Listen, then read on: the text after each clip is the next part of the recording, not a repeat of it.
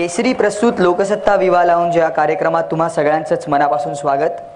Fashion designing हे क्षेत्र आपल्याला माहिती आहे, पण नेमकं फॅशन डिझायनर्स काय करतात ह्याच्याविषयी आपल्याला कमी अधिक माहिती असते। ती बरोबर असते का चुकीची असते हे माहिती नसतं। म्हणूनच आज आपण वैशाली यांना बोलवलंय। वैशाली एस या नावाचा त्यांचा ब्रँड फक्त भारतातच नाही तर आता बाहेरही पोहोचलाय। भारतीय फॅशनची एक वेगळी ओळख निर्माण करायचा त्या प्रयत्न करतायत आणि त्यांच्याविषयी आपण खूप इतर माध्यमातून कधी वाचलं असेल, आपल्या बातम्यांमधून वाचलं असेल। एका छोट्या गावातून आलेली ही डिझायनर आहे आणि आज एवढ्या झगमगत्या दुनियेचा एक भाग झालेली आहे। ती कशी, तिची गोष्ट आपण तिच्याचकडनं ऐकूया आणि तुमचेही प्रश्न, तुमच्या मनातलेही प्रश्न तिच्याशी तुम्ही बोलून मोकळेपणाने या विषयावर आपण चर्चा करू शकतो। भारतीय फॅशनला वेगळा आयाम देण्याचा प्रयत्न करणारी fashion designer Vaishali Shadangave, please welcome.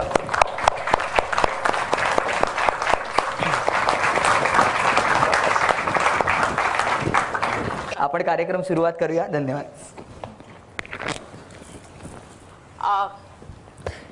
कार्यक्रमाची सुरुवात करायच्या वेळीच मला वैशालीकडनं जाणून घ्यायचंय की तुझी बॅकग्राऊंड खूप साधी आहे। आम्ही म्हणतो मध्यमवर्गीय मराठी लोकांसाठी फॅशन हा शब्द कायम एका वेगळ्या पायरीवर राहिलेला आहे। सर्वसामान्यांच्या घरात फॅशन असते, पण फॅशन मध्ये करिअर करायचंय हे स्वप्न बघणारी मुलगी किंवा मुलगा हे अगदी रिसेंट ऍक्टिव्हिटी आहे। गेल्या एक 5-7 वर्षात याचं प्रमाण वाढलंय।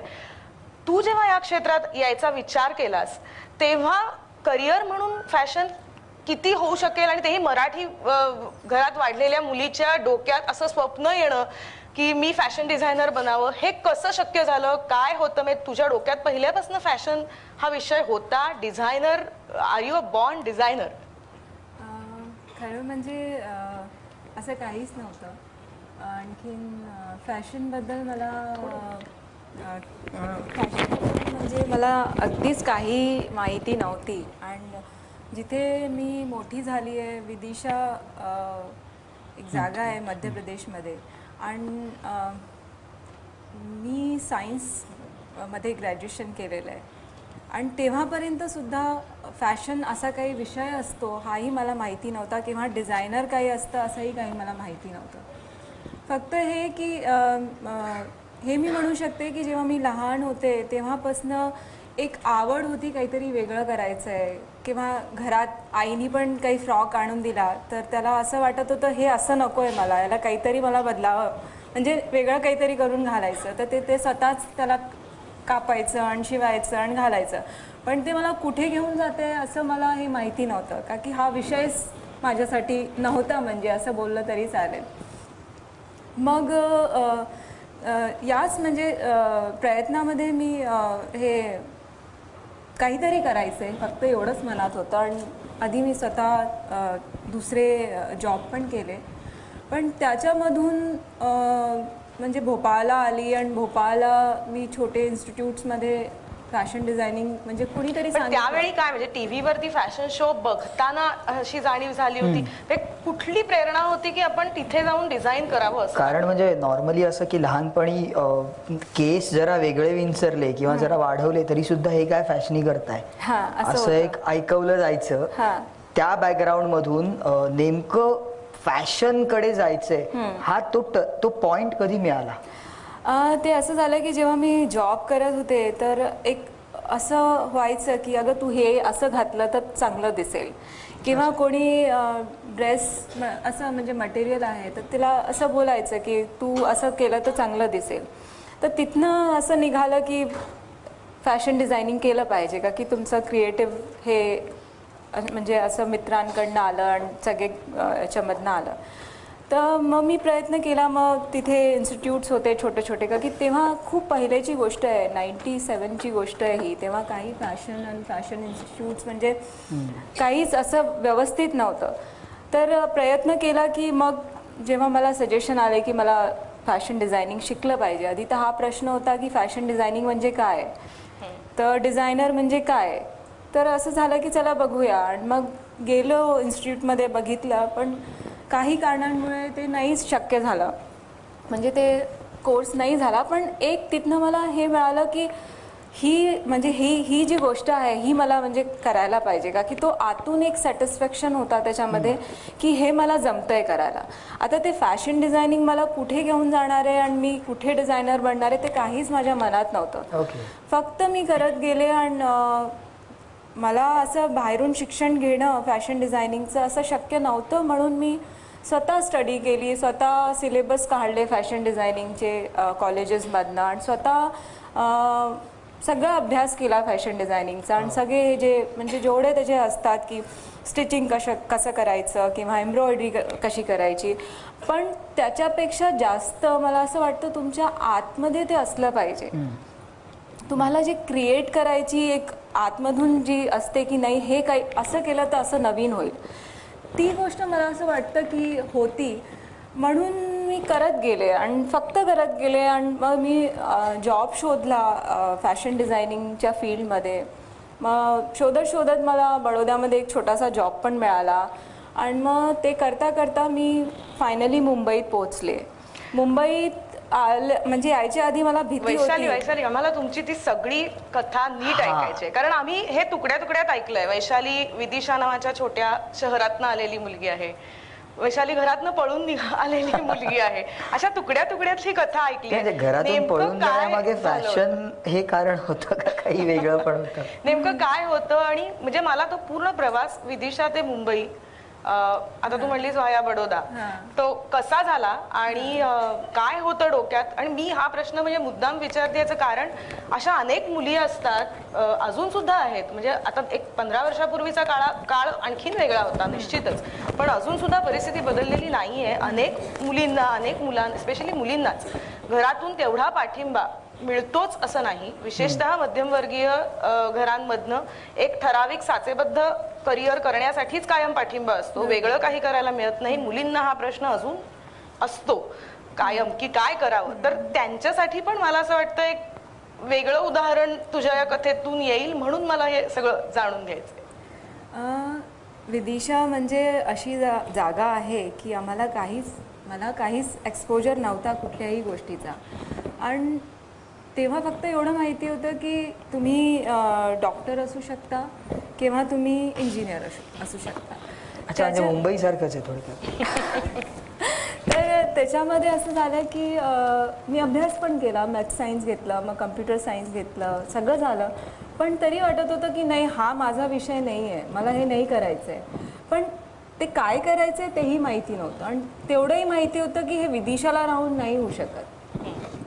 तर त्याचा एक स्ट्रगल होता. आणखीन मी नेहमी खूप ॲक्टिव्ह होते, म्हणजे शाळेमध्ये सुद्धा प्रत्येक ह्याच्यामध्ये भाग घ्यायचा आणि काहीतरी करत राहायचं. तर मला असं नव्हतं की फक्त ग्रॅज्युएशन झालं मग लग्न झालं आणि मग झालं, म्हणजे तेवढं नव्हतं करायचं, काहीतरी करायचं असं म्हणून मग मी विदिशाच्या बाहेर पडले. तेव्हा मी 18 वर्षाची होते, हे खरं आहे, आणि मी 18 वर्षाची होते आणि मी बाहेर पडले तेव्हा माझ्याकडे काहीसुद्धा नव्हतं. आणि फक्त मनात हा विचार होता की होऊन जाईल, म्हणजे करायचं आहे फक्त, म्हणजे आलाच नाही, हा विषयच नाही आला की कसं होणार, हा म्हणजे मनातच नाही आलं की नाही होणार, कसं होणार, किंवा काही वाईट झालं तर कसं होईल, असं काहीच मनातच नव्हतं. आणि तेव्हा निघाले आणि भोपाळला माझी मित्रमंडळी होती, म्हणजे होते, तर त्यांनी मला मदत केली. मग मी एक वुमेन्स हॉस्टेलमध्ये राहिले आणि मग नोकरी, म्हणजे तेव्हा मी नोकरी, ग्रॅज्युएशन करता करता हे सगळं चालू होतं. ग्रॅज्युएशनचं माझं म्हणजे 2 वर्ष झाले होते, 1 वर्ष राहिला होता, पण काही कारणामुळे मला त्याच्या आधी निघावं लागलं. आणखीन मग मी तिथे राहून, भोपाळला राहून 1 वर्ष आपला पूर्ण केला. तेव्हा असं म्हणजे नव्हतं काही एवढं कम्युनिकेशन नव्हतं की फोन किंवा मोबाईल, असं खूप नव्हतं की लोक विचारतील आणि काय झालं असं. तर त्याच्यानंतर मी भोपाळला आले आणि मग नोकरी शोधायला सुरुवात केली. पण मग बाहेर पडताना, घरातून बाहेर पडताना म्हणजे काय, म्हणजे मूवीमध्ये बघतो तसं मी घरातून निघत आहे, माझा कृपया शोध घेऊ नका वगैरे अशी चिठ्ठी वगैरे सोडली होती का? प्रॉपर सांगून बाहेर पडला होता? नाही, सांगून तर नव्हते पडले मी बाहेर, म्हणजे खरं आहे का की म्हणजे विदिशा खूपच लहान जागा आहे अगदी, म्हणजे मुलींना काहीच आम्ही 6 वाजताच्या नंतर घराच्या बाहेर नव्हतो पडत.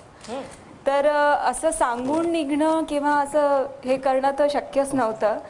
तर न सांगताच पडले होते. आणखीन मला माहिती नव्हतं की त्याच्यानंतर त्याचा काय परिणाम होणार आहे. आता बघताना असं कुठे कधी म्हणजे त्यानंतर कधी जाणवलं का की आपण वेडेपणा केला, बाहेर पडलो ते न सांगता, किंवा असं कधी जाणवलं का?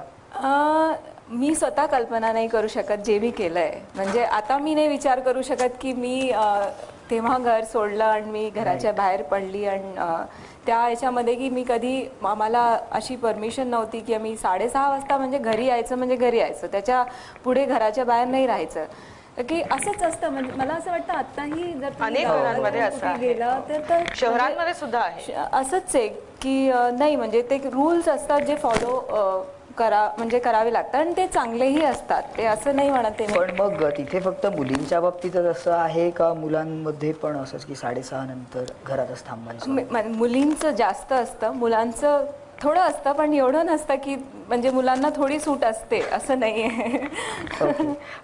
मला म्हणजे की बाहेर पडलात, भोपाळला आलात, ग्रॅज्युएशन आणि साईड बाय साईड जॉब, एक बाहेर म्हणजे घरातून बाहेर पडलेली मुलगी जेव्हा एका वेगळ्या शहरात येऊन राहते, ठीक आहे मित्रमैत्रिणी आहेत आजूबाजूला, तरी सुद्धा ते चॅलेंज आणि ती आव्हानं आणि त्यावेळेचे अनुभव काय होते नेमके?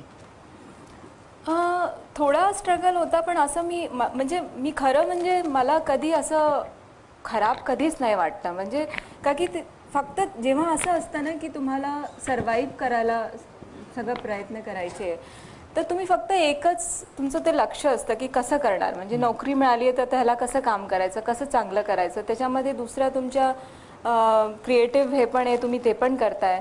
तर असं कधी मनात नाही आलं की काही वाईट होतंय किंवा म्हणजे असं काहीच नाही, त्याच्यामध्ये चुकीचा काही डिसिजन घेतला तर असं काहीच नाही झालं. फक्त ते स्ट्रगल झाले की एक नोकरी सुटली, मग पुन्हा दुसऱ्या नोकरीसाठी का की कसं सर्वाईव्ह करायचं. जर तुमच्याकडे पैसे नाही आहे तर तुम्हाला सर्वाईव्ह करण्यासाठी तेवढे तर हवे, जर तुम्ही एकटे राहताय तर. तेवढा स्ट्रगल होता. पण त्याच्यामध्ये मला हे जेव्हा हे डिझायनिंग आणि हे सगळं एक मिळालं की मला हे करायचं आहे, तर तुम्हाला एक लक्ष मिळालं की आता मला ह्याच्यामध्ये पुढे कसं करता येईल, तो विचार माझ्या मनात चालू होता. मग मी शोध केली. मग मी पुष्कळ दिवस, मी 2-3 वर्ष भोपाळला राहिले. त्याच्यानंतर मी हे प्रयत्न करून मी बडोद्याला पोचले. आणि तिथे म्हणजे मी अशी होते की मला बोलायला सुद्धा नव्हतं येत. म्हणजे अगदी असं की कॉन्फिडन्स नव्हता. बाकीचे जे कॉम्प्लेक्स असतात स्मॉल टाउनमध्ये, इंटिरियरमध्ये, की तुम्हाला अगदी कॉन्फिडन्स नसतो आणि बोलताही येत नाही. म्हणजे कुठलीही भाषा सोडून द्या, हिंदी पण सोडून द्या तुम्ही, कुठलीही भाषा मला म्हणजे असं बोलताना सुद्धा मी घाबरत होते. तर अशामध्ये एक इन्स्टिट्यूटमध्ये जाऊन शिकवणं माझ्यासाठी म्हणजे असे हातपाय माझे हालायचे की मी कसं करणार, कसं शिकवणार. पण ते केलं. आणि का की मला एक स्किल होती, म्हणजे ती देवानी दिलेली आहे की आर्ट म्हणजे एक होतं असं. माझे वडील आर्टिस्ट आहेत, तर त्यांच्यामधनंच आलेलं आहे माझ्यामध्ये. तर ते होतं, त्याच्यामुळे मला तो जॉबही मिळाला आणि तिथे मी थोडे दिवस राहिली. तिथनं मला मुंबई यायला मिळालं. म्हणजे प्रेझेंटेशन्स होते आमच्या इन्स्टिट्यूटचे आणि तिथे मी आले तर सगळ्यांना माझे म्हणजे जे मी प्रेझेंटेशन दिलं माझ्या कामाचं ते सगळ्यांना खूप आवडलं. तर तेव्हा मला जॉब इथे ऑफर झाले मुंबईत. तर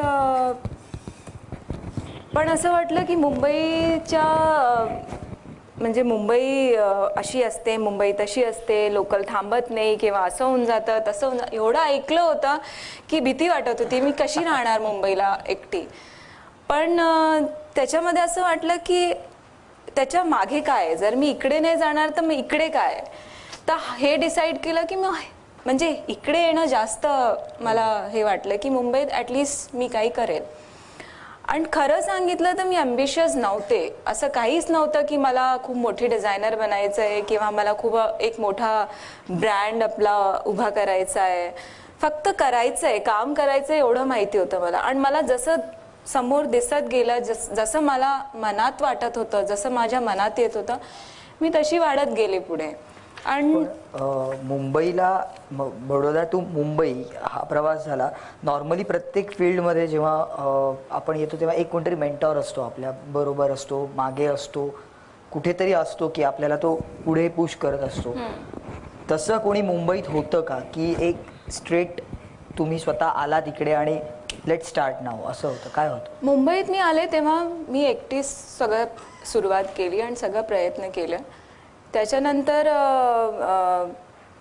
थोड्या दिवसानंतर भोपाळचे मित्र होते, ते लोक भेटले मुंबईमध्ये आणि मग त्यांनी मला खूप सपोर्ट पण केला. त्याच्यानंतर आणखीन तसंच मी मग एक छोट्या ब्रँडची सुरुवात केली. आणखीन लोन घेतलं 50,000चं बँकेतनं आणि मग एक छोटं असं अगदी रेसिडेन्शियल एरियामध्ये एक स्मॉल असं बुटीकसारखं ओपन केलं आणि तिथनं मग मुंबईची सुरुवात झाली. मुंबईला पण मी जॉब केले, थोड्या दिवस जॉब केले. त्याच्यानंतर मग असे छोटे छोटे जॉब करताना लोक भेटले. त्याच्यामध्ये मला एक बँक मॅनेजरच्या वाईफ होत्या, त्या भेटल्या आणि मग त्यांनी मला हे केलं की तू स्वतःचं का नाही करत. तर मी म्हटलं की माझ्याकडे पैसे नाही आहे, म्हणजे त्याच्यासाठी पैसे हवे स्वतःचं काहीतरी करायला. मग त्यांनी मला सपोर्ट केला. बँकेतनं त्यांनी 50,000 लोन काढून दिलं. त्याच्यामध्ये जेवढं माझं छोटं सेटअप होऊ शकत होतं, मशिनी आणि ते, आणि ते सगळं मी तिथे सुरुवात केली तिथनं. पण तिथेही असं नव्हतं की मी काही कन्व्हेन्शनल करत होते. म्हणजे असं होतं की जे मनात येतंय तेच करायचंय. आता मला कसं लोकांना ते कसे घालतील ते माझ्यावर आहे, की त्यांना कसं कन्व्हिन्स करायचं की हे असं तुम्ही घालाल तर असं दिसेल.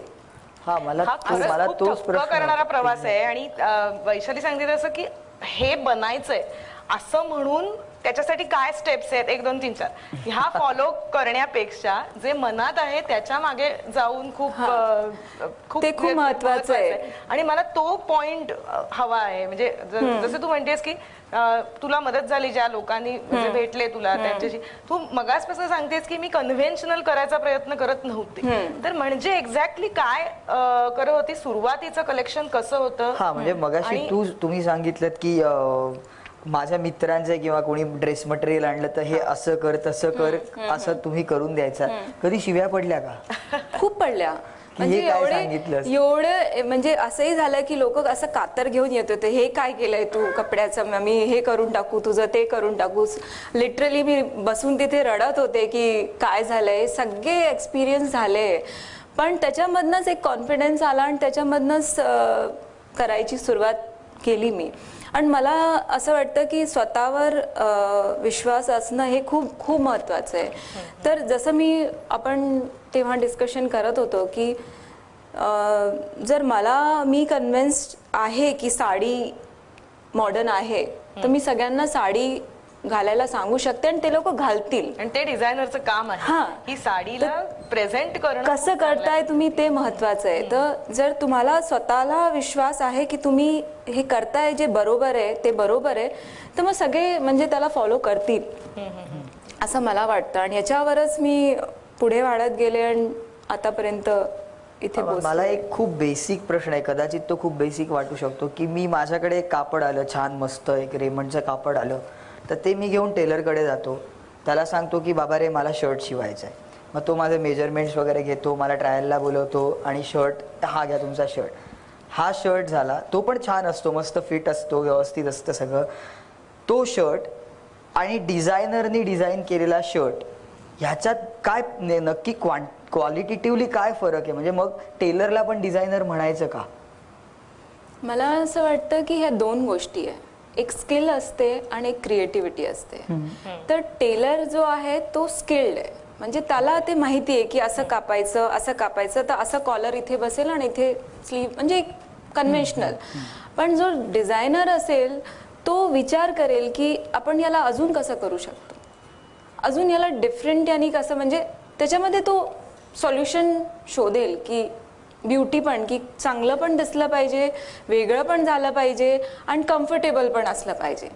तर मला असं वाटतं डिझायनर आणि टेलरमध्ये हाच फरक आहे की तुम्ही तुमचं काहीतरी त्याच्यामध्ये क्रिएट करायचा प्रयत्न करा. ओके. किंवा मी हे नाही म्हणते की तुम्ही पूर्ण शर्टला उलट पुलट करून द्या, फक्त एक पॉकेट पण मध्ये पण एक क्रिएटिव्हिटी होऊ शकते, किंवा एक थोडंसं कफ्समध्ये पण एक थोडं क्रिएटिव्ह काही टाकलं तर ते डिझायनर शर्ट तुम्हाला वेगळं दिसेल. तर मला वाटतं हा फरक आहे, का की स्किल आणि क्रिएटिव्हिटी वेगळी वेगळी आहे. ओके. कलाकार, फॅशन डिझायनर हा थोडक्यात कलाकार आहे. तुझी कला दाखवायची संधी तुला छोट्या छोट्या गोष्टींमधनं सुरुवातीला मिळाली. जसं म्हटलं तसं सुरुवातीला जे बुटीक सुरू केलंस छोटंसं, त्यामध्ये तू एक वेगळी कलाकार आहेस, किंवा मला म्हणायचंय तो स्टेपिंग स्टोन कसा ठरला, त्याचा कसा उपयोग झाला, आणि प्रत्यक्षात एक बुटीक चालवणारे अनेक लोक असतात, बुटीक चालवणाऱ्या एका व्यक्तीचं फॅशन डिझायनर मध्ये रूपांतर कसं झालं, परत तोच विचार होता कन्व्हेन्शनल न करता बाहेर काही करण्याचा की कसा, आणि काय कसं होता, म्हणजे तो सगळा प्रवास आहे boutique to designer to ramp, हे सगळं कसं झालं. तेच माझं हे मी जसं सांगितलं की मी फक्त फॉलो करत होते जे माझ्या मनात येत होतं, आणि मला नेहमी हाताने विणलेले कपडे आणि हे सगळे म्हणजे जूट असतं आणि हे काहीतरी वेगळं करणं नेहमी आवडायचं.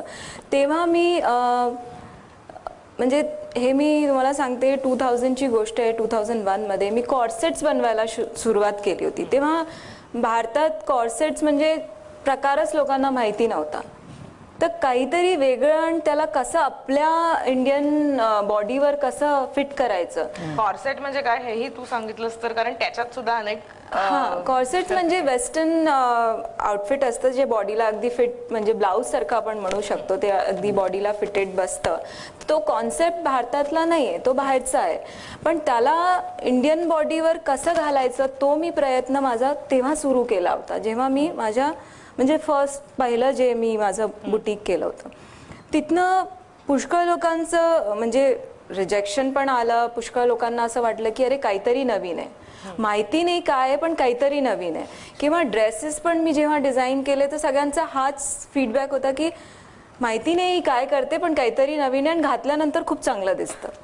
तर एवढंच असंच करता करता मी तिथनं मग थोडं अजून मोठा थोडा स्टोर सुरुवात केला आणि मग तिथे करायला म्हणजे असं थोडं थोडं करून माझा कॉन्फिडन्स वाढला. आणि फायनान्शियली म्हणजे असं नव्हतं की कुठे कोणी पैसा लावणार आहे तर त्याच्यामधनंच काढायचंय, त्याच्यामध्येच लावायचंय, तर कितीपर्यंत मी करू शकते, कुठपर्यंत मी जाऊ शकते, त्याचे लिमिटेशन्स होते. मग एक केलं, त्याच्यानंतर अजून कॉन्फिडन्स वाढला आणि डेफिनेटली जे लोक माझे कपडे घालत होते त्यांनीच मला कॉन्फिडन्स दिला, त्यांनीच अप्रिसिएशन दिलं, त्यांनीच खूप मला अप्रिशिएट केलं. आणि ज्यांच्यासाठी पण मी कपडे बनवत होते ते म्हणजे 2 वर्षानंतरही मला भेटले तर मला बोलायचे, वैशाली आम्ही जे तुझे जे कपडे घातले त्याच्यानंतर असं झालं. म्हणजे अगदी इमोशनल कॉन्व्हर्सेशन व्हायचं आमचं, की कुठे असं असतं की कुणाची बॉडी खूप फॅट आहे, कुणाची खूप थिन आहे, तो कुणाला कसं दाखवायचं. मी शिकले नव्हते तोपर्यंत फॅशन डिझायनिंग, फक्त एक सेन्स होता की ह्याला असं कपडे दिले तर ही अशी चांगली दिसेल. तर फक्त तेवढा सेन्स मी माझा फॉलो करत होते. मी काही फॅशन डिझायनिंग तेव्हापर्यंत शिकलेले नव्हते. पण मग हे शिक्षण कधी, म्हणजे नंतर झालं का शिक्षण? शिक्षण असं होतं की मला असं वाटत होतं की माझ्या मनात होतं की मी जेव्हा करू शकेल, जेव्हा की फॅशन डिझायनिंग शिकायला सगळ्यांना माहिती होतं की पैसा हवा, म्हणजे असं नाही आहे की तुम्ही थोडक्यात करू शकता. तर नेहमी मनात होतं की जेव्हा माझ्याकडे होईल, जेव्हा मी करू शकेल तेव्हा मी फॅशन डिझायनिंग करेल. तर 11 वर्ष काम केलं, 11 वर्ष आपले स्टोर्स रन केले मी त्या भरोश्यावर की माझे जे इन्स्टिंक्ट होते, जे माझ्या मनात मला असं वाटत होतं की हे करावं असं होईल. पण एक मनात कुठेतरी होतं की अरे मी शिकले नाही आहे तर एक काय होतं फॅशन डिझायनिंगमध्ये, असं एक मनात नेहमी राहायचं. कितीतरी मी पुढे वाढत होते, सगळं झालं होतं, माझे 2-3 स्टोर्स होते कांदिवलीमध्ये आणि सगळं चालू होतं, पण मनात एक होतं की काय असतं म्हणजे फॅशन डिझायनिंग मी करते, म्हणजे स्वतःलाही कन्व्हिन्स नव्हतं होत की मी फॅशन डिझायनर आहे की मी काय करते, कुठलं काम आहे. लोकांनाही असं वाटत होतं की हे काय करते ही. तर मग मी 2009 मध्ये फॅशन डिझायनिंगचा कोर्स केला पोस्ट ग्रॅज्युएशन. म्हणजे 11 वर्ष काम केल्यानंतर मी तेव्हापर्यंत सगळं म्हणजे असं नव्हतं, काही पण प्रॉब्लेम नव्हता, काम सगळं व्यवस्थित चालू होतं, सगळं चालू होतं.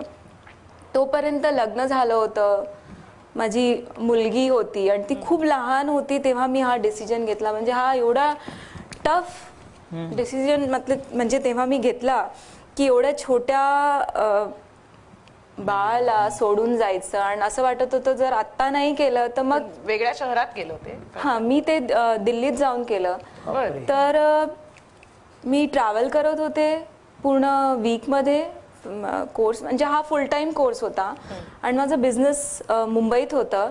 आणखीन माझं मंडे टू फ्रायडे कॉलेज असायचं आणि फ्रायडे सॅटर्डे संडे मी माझे स्टोर्स आणि माझे वर्कर्स आणि जे पण होतं. पण माझ्या हजबंडनी मला खूप सपोर्ट केला आणि नेहमीच त्यांनी खूप सपोर्ट केला आणि त्याच्यामुळे मी ते शक्य नव्हतं म्हणजे जे करणं मी केलं, एवढं ट्रॅव्हलिंग करून लहान मुलीला सोडून आणि सगळं करून 2 वर्षाचा फुल टाईमचा कोर्स मी तिथनं केला. आणि त्याचा श्रेय मी पुन्हा बोलेल की जर माझे हजबंड प्रदीप यांनी जर मला तेव्हा सपोर्ट नसता दिला तर ते राहिलं असतं मनात की मी करू नाही शकले. का की तो एक प्रश्न होता मनात की काय असतं फॅशन डिझायनिंग. आणि तो शिक्का काही म्हणा तुम्ही, तो शिक्का महत्वाचा असतो. तुला पण असेल नाही म्हणजे मला परत ते विचार की 11 वर्ष एक स्वतःचा ब्रँड क्रिएट करून स्वतःची स्टोअर्स 3 स्टोअर्स ओपन करून 2 वर्ष फॅशन डिझायनिंग केल्यानंतर किंवा ते करत असताना काही नवीन सापडलं का, हा एक मुद्दा. आणि दुसरा मुद्दा की अरे हे तर झालंच आहे, असं कधी वाटलं का? म्हणजे काम हे सगळं हा म्हणजे फॅशन डिझायनिंग कोर्स करताना की म्हणजे त्या 11 वर्षांपेक्षा काहीतरी नवीन आपल्याला मिळतंय? मला असं वाटलं की मी जेव्हा फॅशन डिझायनिंग इन्स्टिट्यूटमध्ये गेले तर एक तर त्यांनी मला आधी रिजेक्शन दिलं कारण की त्याच्यासाठी एक्झाम द्यावा लागतो. मी एक्झाममध्ये सिलेक्ट झाले, त्याच्यानंतर आमचा इंटरव्ह्यू असतो. तर इंटरव्ह्यूमध्ये त्यांनी मला रिजेक्ट केलं. त्याचं कारण हे होतं की तुम्ही आधीच म्हणजे स्टॅब्लिश आहात, तुमच्याकडे एवढे स्टोर्स आहे आणि तुमची फॅमिली आहे, तुमची एवढी लहान मुलगी आहे, तर आम्ही ही सीट ही जी खूप महत्त्वाची सीट आहे ती आम्ही वेस्ट नाही करू शकत. कारण की आम्हाला माहिती आहे तुम्ही नाही करणार, तुम्ही सोडून देणार. तर मी त्यांना खूप कन्व्हिन्स केलं आणि म्हटलं तुम्हाला जर माझ्याकडनं लिहून घ्यायचं असेल तर तुम्ही माझ्याकडनं लिहून घ्या, तुम्हाला जसं करायचं असेल, पण तुम्हाला मी सांगू नाही शकत की हा कोर्स करणं मला किती महत्त्वाचं आहे. त्यांनी मला खूप सजेशन दिले की तुम्ही एवढं करताय तर तुम्ही इथे केल्यापेक्षा तुम्ही इंटरनॅशनल मार्केटमध्ये जा, इंटरनॅशनल कॉलेजमध्ये जा, तिथनं तुम्ही स्मॉल कोर्स करा, तुम्हाला त्याचा जास्त फायदा होईल. पण मी त्यांना म्हटलं मला इथलंच माहिती नाही आहे काही, जेव्हा इथलंच मी काही शिकले नाही आहे तर मी तिकडे जाऊन कसं शिकणार. आधी मला जे माहिती नाही आहे ते आधी तुम्ही मला शिकू द्या. म्हणजे त्यांना खूप मला कन्व्हिन्स करावं लागलं. त्याच्यानंतर जेव्हा मी सुरुवात झाली माझ्यासाठी सगळं वेगळं होतं. मी दुसऱ्या डायरेक्शनमधनं आलेले होते, सायन्स बॅकग्राऊंड होतं, आणखीन सगळं जे काही तेव्हा म्हणजे माझं वय आणि तिथे बाकीचे स्टुडंट जे होते त्यांचं वय आणि आजकाल ची जी जनरेशन आहे ती खूप म्हणजे अपडेट आहे टेक्निकली आणि कम्प्युटर आणि हे ते. म्हणजे ऑनेस्टली जेव्हा मी गेले होते शिकायला मला कम्प्युटर अगदीच येत नव्हता. म्हणजे मी अगदी असे हात हालत होते त्याच्यावर हात ठेवताना. आणि तिथे गेले तर सगळं कम्प्युटरवर होतं, सगळं डिझाईन्स किंवा सगळं. किंवा असंही तुम्हाला जर काही करायचंय तर तुम्ही ते रिसर्च करा, गुगलवर जा, मग त्याच्यामधनं काहीतरी कॉपी करा, मग पेस्ट करा, मग कटिंग करा. तर ते मला समजत नव्हतं. मला असं वाटत होतं की जर तुम्ही डिझायनिंग शिकायला आलाय, जर तुमच्यामध्ये क्रिएटिव्हिटी आहे तर जे आधीपासून झालेलं आहे ते गुगलवर आहे, मग तिथे बघायची काय गरज आहे. मग ते तुम्ही कशाला बघताय. जर तुम्हाला क्रिएट करायचंय, तुम्ही इथे हे शिकायला आलाय की तुम्ही एक नवीन डिझाईन बनवणार आहे, मग गुगल कशाला हवाय. गुगलमध्ये आधी झालेलं आहे, मग तुम्ही ते कॉपी करताय, मग तुम्ही कट पेस्ट करताय, मग तुम्ही ते पोर्टफोलिओज बनवताय, तर ते जमतच नव्हतं कधी. मग मी स्वतःचं काहीतरी आपल्या हाताने तिथे मूड बोर्ड्स बनायचे, कलर बोर्ड बनवायचे आणि कलर स्टोरी आणि ते सगळं होतं, म्हणजे जो एक प्रोसेस असतो फॅशन डिझायनिंगचा. तर मी माझं काहीतरी पेंटिंग घेऊन जायचे करून, की माझ्या जे मनात येते, आता मला हे फुलं दिसतात आणि हे मला काय इन्स्पायर करतात ते मी पेंट करायचे आणि ते मी घेऊन जायचे. तर सुरुवातीला असं वाटलं की हे काय, म्हणजे हे मी बघितलेलं नाही, हे काय, म्हणजे आधी रिजेक्शन आलं की हे काय, हे मूड बोर्ड असं नसतं, हे कलर बोर्ड असा नसतो. पण मी म्हटलं मला असंच येतं करायला. तर म्हणजे ते सगळे प्रॉब्लेम्स मला खूप आले जेव्हा मी शिकत होते. मग मी ठरवलं की मी फक्त ग्रेडसाठी तर नाही आले इथे, मला काहीतरी इथनं घेऊन जायचंय, इथनं शिकायचंय. मग मी ते सगळं साईडला ठेवलं आणि जे मला मनात येत होतं की मला इथे राहून काय मला इथनं घेऊन जायचंय, लायब्ररीमधनं किती वाचायचंय, कुठनं काय मिळतंय, ते सगळं गोळा करायला सुरुवात केली. आणि डेफिनेटली मला एवढा कॉन्फिडन्स आला स्टडी करून फॅशनमध्ये, की एक आतूनही असतं ना की अच्छा हे आहे. आणि मी तरी बोलेल की जेव्हा तुम्ही प्रॅक्टिकली काम करता, जेव्हा तुम्ही प्रॅक्टिकल स्वतःहून करता, ते शिकणं खूप वेगळं आहे. फक्त अभ्यास करणं आणि शिकणं हे दोन्ही खूप वेगळं आहे. आणि तुम्ही जर डिझायनर आहात, तुम्हाला असं वाटतंय, तुम्ही जे सिलेबसमध्ये वाचताय त्याच्यापेक्षा पलीकडे जाऊन तुम्हाला करावं लागेल, तेव्हा तुम्ही डिझायनर बनाल. फक्त हे की एवढं सिलेबस आहे, हे फिनिश करायचंय, 6 महिन्याचा कोर्स आहे, हा एक वर्षाचा कोर्स आहे, एवढं झाल्यानंतर आम्ही अगदी डिझायनर बनून गेलो, असं नाही, असं नसतं. मला इथे एक 2 गोष्टी महत्त्वाच्या, एक अभ्यास आणि शिक्षण, ह्या दोन वेगळ्या गोष्टी आहेत. आणि दुसरी गोष्ट म्हणजे मला कौतुकास्पद अशी वाटते की 11 वर्ष एका प्रॉपर फील्डमध्ये काढून स्वतःला एस्टॅब्लिश करून परत त्या फील्डचं एक ABC शिकायला कुठेतरी जाणं, ही आणि मनापासून ते सगळं आत्मसात करणं, ही खरंच खूप मोठी गोष्ट. आणि कदाचित त्यामुळेच डिझायनर एक वेगळी प्रतिमा डिझायनर म्हणून तुझी आज उभी आहे. सॉरी, पण मला म्हणजे परत एक की तुम्ही आता सांगत होता तेव्हा हा प्रश्न डोक्यात आला, आणि जो मला पडतो की नॉर्मली एक शाळा म्हटल्यानंतर त्यातून काहीतरी कारकून तयार करण्याचे कारखाने असं म्हणतात, मॅकॉले पद्धतीच्या शिक्षण पद्धतीने वगैरे. तसं कुठेतरी फॅशन डिझायनर म्हणजे फॅशन डिझायनिंग इन्स्टिट्यूट हे सुद्धा कारखाने झालेत का? कारण आता खूप दिसत आहेत, म्हणजे पावलोपावली फॅशन डिझायनिंग इन्स्टिट्यूट्स आहेत. तुमचा अनुभव काय या सगळ्या?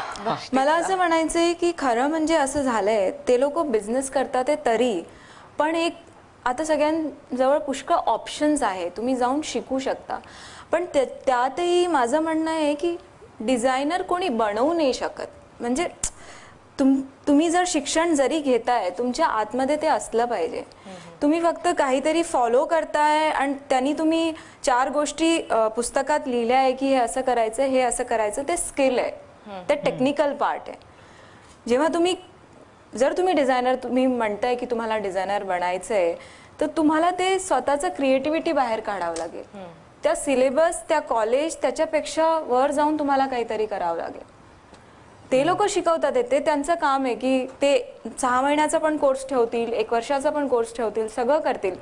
पण तुम्हाला स्वतःला माहिती असलं पाहिजे की तुम्ही त्याच्यासाठी आहात का. तुम्हाला ते करून तुम्हाला ते फक्त स्किल देतील, ते तुम्हाला क्रिएटिव्हिटी नाही देऊ शकत.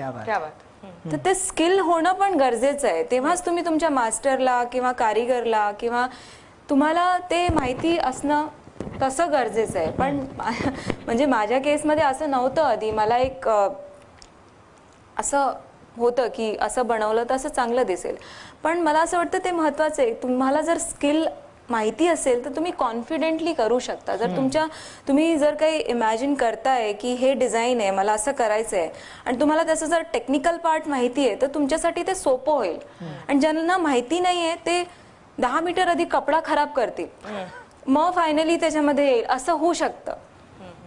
तर त्याच्यासाठी तो कोर्स आहे. फक्त असं नसतं की तुम्ही कोर्स केला आणि तुम्ही डिझायनर झाला, असं नसतं.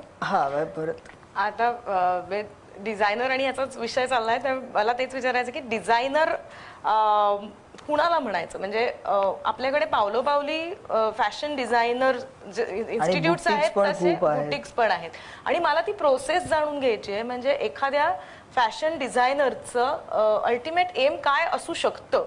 म्हणजे आम्हाला हे माहिती आहे की आता आपल्या देशात 2 महत्वाचे फॅशन वीक होतात, 2 आता वाढलेलेही आहेत, 3-4 होतात इंटरनॅशनली. पॅरिसला फॅशन वीक मध्ये माझं कलेक्शन असलं पाहिजे असं एम असू शकतं का? आणि काही डिझायनर्स असतात की जे त्या फॅशन वीक पर्यंत किंवा फॅशन शो पर्यंत स्वतः पोहोचूही शकत नाही. ते कशी असते ती प्रोसेस? म्हणजे सुरुवातीला पासआउट झालेल्या मुलींनी काय केलं पाहिजे फॅशन डिझायनर म्हणून स्वतःचा ब्रँड एस्टॅब्लिश करायचा असेल तर? म्हणजे मला यामध्ये नोकरी, व्यवसाय, उद्योग ह्यासाठी केलेला एक कोर्स हा एक मुद्दा झाला. ह्या पलीकडे त्यात काय काय असू शकतं? तुमच्या डोक्यात फॅशन डिझायनर ही कन्सेप्ट आहे की क्रिएटिव्हिटी, आणि त्याला जोडून मला की तुम्ही डिझाईन केलेलं तुमचं आवडतं एखादं ते कसं होतं आणि ती प्रोसेस कशी होती? माझ्या ह्याच्यामध्ये प्रोसेस अशी होती की मला असं वाटायचं की सगळ्यात आधी तुम्ही तुमचं ओरिजिनल काय आहे, तुम्ही स्वतःचं काय करताय ते क्रिएट करणं. जर तुम्ही स्वतः काहीतरी ओरिजिनल क्रिएट करताय आणि तुम्ही 4 लोकांना पण दिलं ना घालायला की आपोआप 10 लोक येतील. तर मला असं वाटतं की अशी सुरुवात होते जर तुम्ही एक ओरिजिनल काम करताय. म्हणजे मी माझी जर्नी मी सांगू शकते. दुसरे लोक इतर म्हणजे बाकी लोक काय करतात ते तसं नाही माहिती मला. मी फक्त याच्यावर विश्वास ठेवला की मला काहीतरी नवीन क्रिएट करायचंय, आणि जेव्हा मी नवीन क्रिएट करेल आणि लोक घालतील त्याच्यानंतर जर मी खरंच काहीतरी क्रिएट करते आणि नवीन करते तर मग आपोआप हे नाव होणार.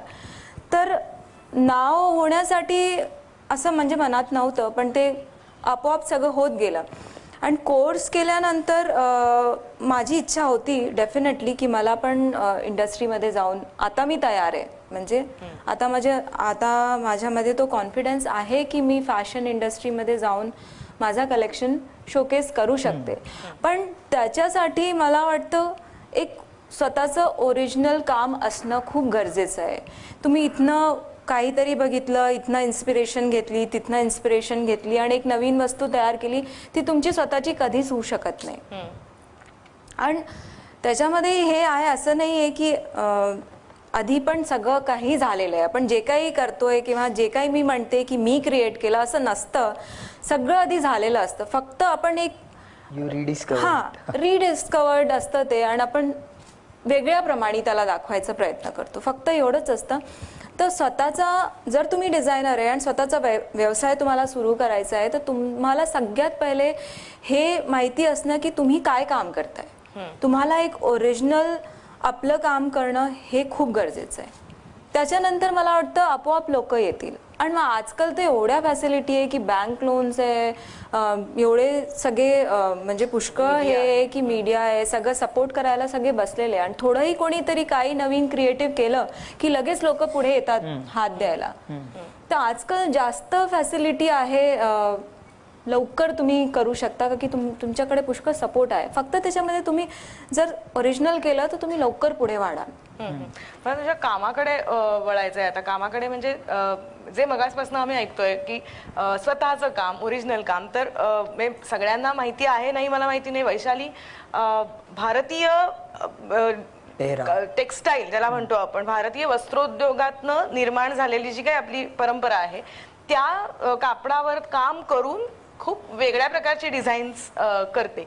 तर सुरुवात तुझी अशाच पद्धतीच्या, म्हणजे जे पहिलं बुटीक आपण म्हणतोय तिथेही तू हीच पद्धत हे केली होतीस? काय होतं ते? आणि ज्याला आपण म्हणतोय गोईंग बॅक टू रूट्स, ते कदाचित वैशालीच्या बाबतीत होतं, कारण चंदेरी माझ्या मते पहिलं कलेक्शन होतं तुझं. चंदेरी पुन्हा मध्य प्रदेशातलं आहे.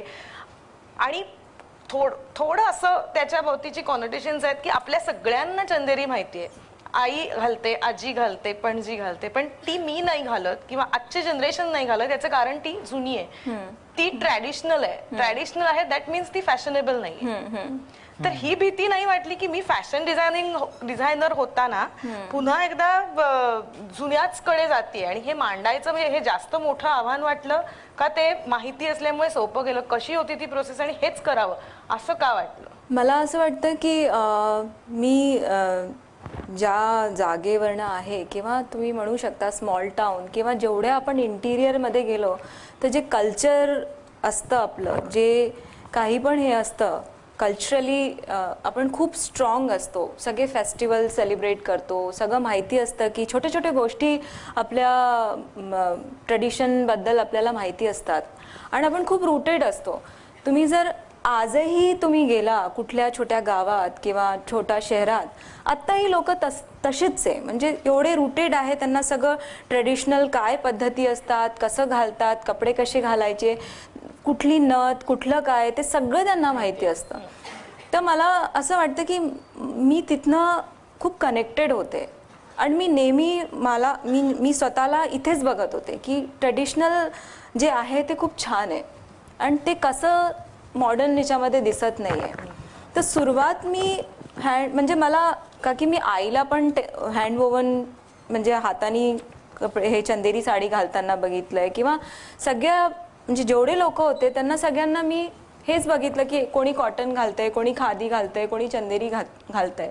तर ते फॅब्रिक एवढं जवळचं होतं, म्हणजे तो एक पहिली गोष्ट होती, ती एक पहिली गोष्ट होती की तो अगदी जवळचा फॅब्रिक होता, धागा होता. आणि तिथनं मी सुरुवात केली आणि सुरुवात चंदेरी म्हणजे म्हणून का की मी विदिशामधनं आहे आणि विदिशा आणि चंदेरी अगदी जवळ आहे आणि विदिशाला खूप बघितलं होतं चंदेरी आणि मला खूप आवडायचं. आणि जेव्हा बघितलंय की आई घालते आणि आईच्या साडी सोबत आपला खूप लहानपणापासून एक असतो, तर ती एक आवड होतीच. आणि जेव्हा मी पहिली सुरुवात केली तेव्हा पण मी जूट म्हणा किंवा चंदेरी म्हणा किंवा सगळे हँडलूम फॅब्रिक्सवर मी सुरुवात केली. पण मेजरली मी हे जे चंदेरी फॅब्रिक आहे 2011मध्ये फॅशन वीकमध्ये मी जेव्हा माझा पहिला कलेक्शन केलं तेव्हा मी चंदेरी वापरलं, का की मला असं वाटलं की हा एवढा मोठा प्लॅटफॉर्म आहे जो इंटरनॅशनल लेवलवर आपण आपल्या देशातलं फॅब्रिक त्या लेवलवर आपण दाखवू शकतो. तर का चंदेरी नाही, का हँडवोवन नाही, का हाताने बनलेलं फॅब्रिक नाही.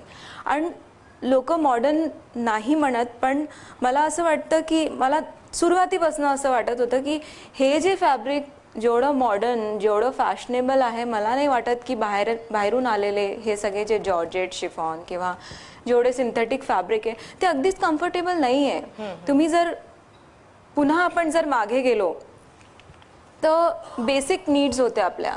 आपण कपडा हाताने विणलेला घालत होतो, स्वतः अन्न उगवत होतो आणि ते खात होतो, म्हणजे तिथनं एक सुरुवात झालेली आहे भारतात. आणि तिथनंच हा कपडा पण आलाय. कपडे पण आपण स्वतःच विणत होतो आणि आपण घालत होतो. तर ते त्याच्यामध्ये फक्त फॅशन किंवा फक्त गरज नव्हती, त्याच्यामध्ये एक टेक्निकल हे होतं की धोतर आपण घालतोय तर का, त्याच्यामध्ये काय कम्फर्ट आहे, शेतकरी का धोतर घालतात. आणि असं नाहीये की फक्त शेतकऱ्यांनी धोतर घातलंय, शेतकऱ्यांनी पण धोतर घातलंय आणि राजांनी पण धोतर घातलंय आणि कुठेही बघा तर म्हणजे एक त्याच्यामध्ये रेंज तुम्ही बघू शकता. तर त्याच्यामध्ये एक टेक्निकल पार्ट पण होता की त्याच्यामध्ये एक कम्फर्ट आहे, त्याच्यामध्ये सगळं काही आहे. तर आता हे झालंय का आपण मॉडर्न आणि फॅशन हे का म्हणतो. मी सिंपल एक एक्झाम्पल जीन्स बद्दल देते की जीन्स बाहेरून आलेलं आहे. सगळे आपण डेनिम घालतो, का घालतो, का की त्याच्यावर एक स्टॅम्प आहे बाहेरचा, स्टाईल स्टेटमेंट आहे आणि त्याच्यामध्ये कम्फर्ट नाही आहे. आपल्याला इथनं टाईट होतोय, तिथनं टाईट होतोय, बसता नाही येते, खाली नाही बसू शकत, पण आपण घालतो का की त्याच्यावर एक स्टॅम्प आहे. मी तुम्हाला म्हणते जर आमचं जे धोतर आहे आपलं जे ट्रेडिशनल एक ड्रेप आहे, आपण त्याची व्हॅल्यू नाही करत आहे. उद्या जर कुठल्या इंटरनॅशनल डिझायनरनी त्या धोतरला वेगळ्या प्रमाणे काहीतरी करून आपल्या समोर आणलं, सगळे घालतील, त्याला 10,000 रुपये देतील, 10,000 का 20,000 देऊन ते धोतर घेतील की अरे ये इतने बड़े ब्रँड का है, इसको पहनना चाहिए. तर ती जी गोष्ट आहे त्याच्यापासून बाहेर निघायची गरज आहे. स्वतःला आम्ही जोपर्यंत स्वतः व्हॅल्यू नाही करणार आपल्या ट्रेडिशनची, आपल्या अटायरची, तोपर्यंत कोणीच नाही करणार. म्हणजे मला इथे परत एक थोडंसं इंटरप्ट करते, सॉरी, पण नॉर्मली फॅशन म्हटल्यानंतर पॅरिस किंवा फॅशन म्हटल्यानंतर न्यूयॉर्क किंवा वेस्टर्न कंट्रीजकडे बघितलं जातं की हां म्हणजे ते फॅशन आहे. तर नेमकं तसं खरंच आहे का? फॅशनला मराठीत किंवा हिंदीत सुद्धा दुसरा शब्द देखील नाहीये. आम्ही खूप शोधायचा प्रयत्न करतो. नाही, पण इतकी ती कन्सेप्ट बाहेरची आहे. ते खरं आहे. तर ती कशी आपल्याकडे येताना, पण ते खरं आहे ना की फॅशन भारतात नव्हताच, फॅशन तर बाहेरूनच आलाय. पण किती बाहेरचं घ्यायचंय आणि किती आपलं करायचंय.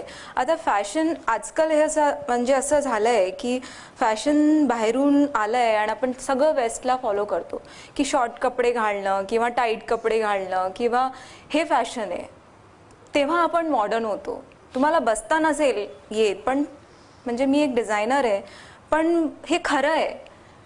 फॅशन फक्त ते खरं आहे की ते बाहेरून आलंय, पण सगळ्या देशातला फॅशन वेगळा आहे. भारतीय पद्धती वेगळी आहे. असं नाही आहे की भारतीय पद्धतीमध्ये फॅशन नाही आहे. आम्हाला तो शब्द नव्हता माहिती फॅशन. पण तुम्ही जर प्रत्येक 25 किलोमीटरमध्ये तुम्ही एका गावात जा, तुम्ही त्यांना बघा ते कसे कपडे घालतात. एवढे सुंदर ड्रेप असतात त्यांचे की काय तुमचा शॉर्ट ड्रेस आणि काय तुमचे गाऊन. म्हणजे एक फक्त कपडा असतो आणि ते त्या कपड्याला कसं ड्रेप करतात तुमच्या बॉडीला, ते तुम्ही बघा. प्रत्येक स्टेटमध्ये तुम्ही जा, त्याच्यावर रिसर्च करा. प्रत्येक गावात जा, तुम्ही त्याच्यावर रिसर्च करा की आम्ही पुष्कळ म्हणजे पुढे आहो, म्हणजे आपण बघत नाहीये. म्हणजे एक साडी हा प्रकार आहे जो प्रत्येक स्टेटमध्ये वेगळा घातला जातो. किती मॉडर्न सिल्हूएट आहे. पगड्यांचे प्रकार 18 होते. हा, नऊवारी आहे, धोतर आहे, साडी. म्हणजे साडी फक्त साडी नाहीये, तो एक कापड आपल्याला मिळालाय आपल्या देशात, फक्त आपल्या देशात येतो, कुठेच नाहीये. म्हणजे हा जो ड्रेपिंगचा प्रकार आहे, जो साडी एवढ्या प्रत्येक स्टेटमध्ये वेगळी वेगळी घातली जाते, तो फक्त आपल्याकडे. बाकी देशात मोजलेले स्टाईल्स आहेत. त्याला अलटी पलटी करून जॅकेट घाला, स्कर्ट घाला, शॉर्ट ड्रेस घाला, गाऊन घाला. आमच्याकडे साडीचे एवढे प्रकार आहे की आम्हाला स्वतःला माहिती नसेल की तुम्ही कुठल्या इंटिरियर गावात तुम्ही जा आणि तुम्ही बघा की एवढे शॉर्ट कपडे घालतात ते लोक. त्याची साडी असते, ते जे ड्रेप करतात तुम्ही, आणि त्यांचं ते ग्रेसफुली कसं घालतात तुम्ही ते बघा. तेव्हा तुम्हाला समजेल की काय फॅशन, काय मॉडर्न, आणि कसं तुम्ही त्याच्यामधनं एक गोष्ट काढून तुम्ही काय नवीन करू शकता. म्हणजे फक्त त्या वेस्टला फॉलो करण्यापेक्षा तुम्ही तुमच्या आतमध्ये बघा. तुमच्याकडे एवढं आहे, तुमच्याकडे आर्ट आहे, तुमच्याकडे क्राफ्ट आहे, तुमच्याकडे वीव्स आहे. वीव्स तुम्ही बघायला गेला, जर हातमाग तुम्ही बघायला गेला, तर तुम्ही प्रत्येक स्टेटमध्ये जा ना, तुम्हाला प्रत्येक स्टेटची एक वेगळी वीव आहे.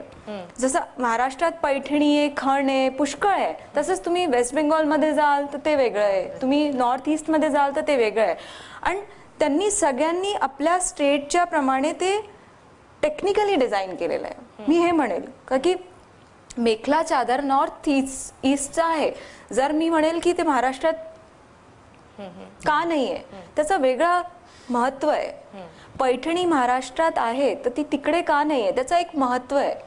त्याचे व्हिवर्स जे आहे पैठणीचे ते महाराष्ट्रातच आहे. का की त्याचं जे क्लायमेट आहे, जे बाकीच्या नेचर, आणि ह्या सगळ्या ज्या गोष्टी आहेत ते नेचरवर खूप डिपेंड असतात.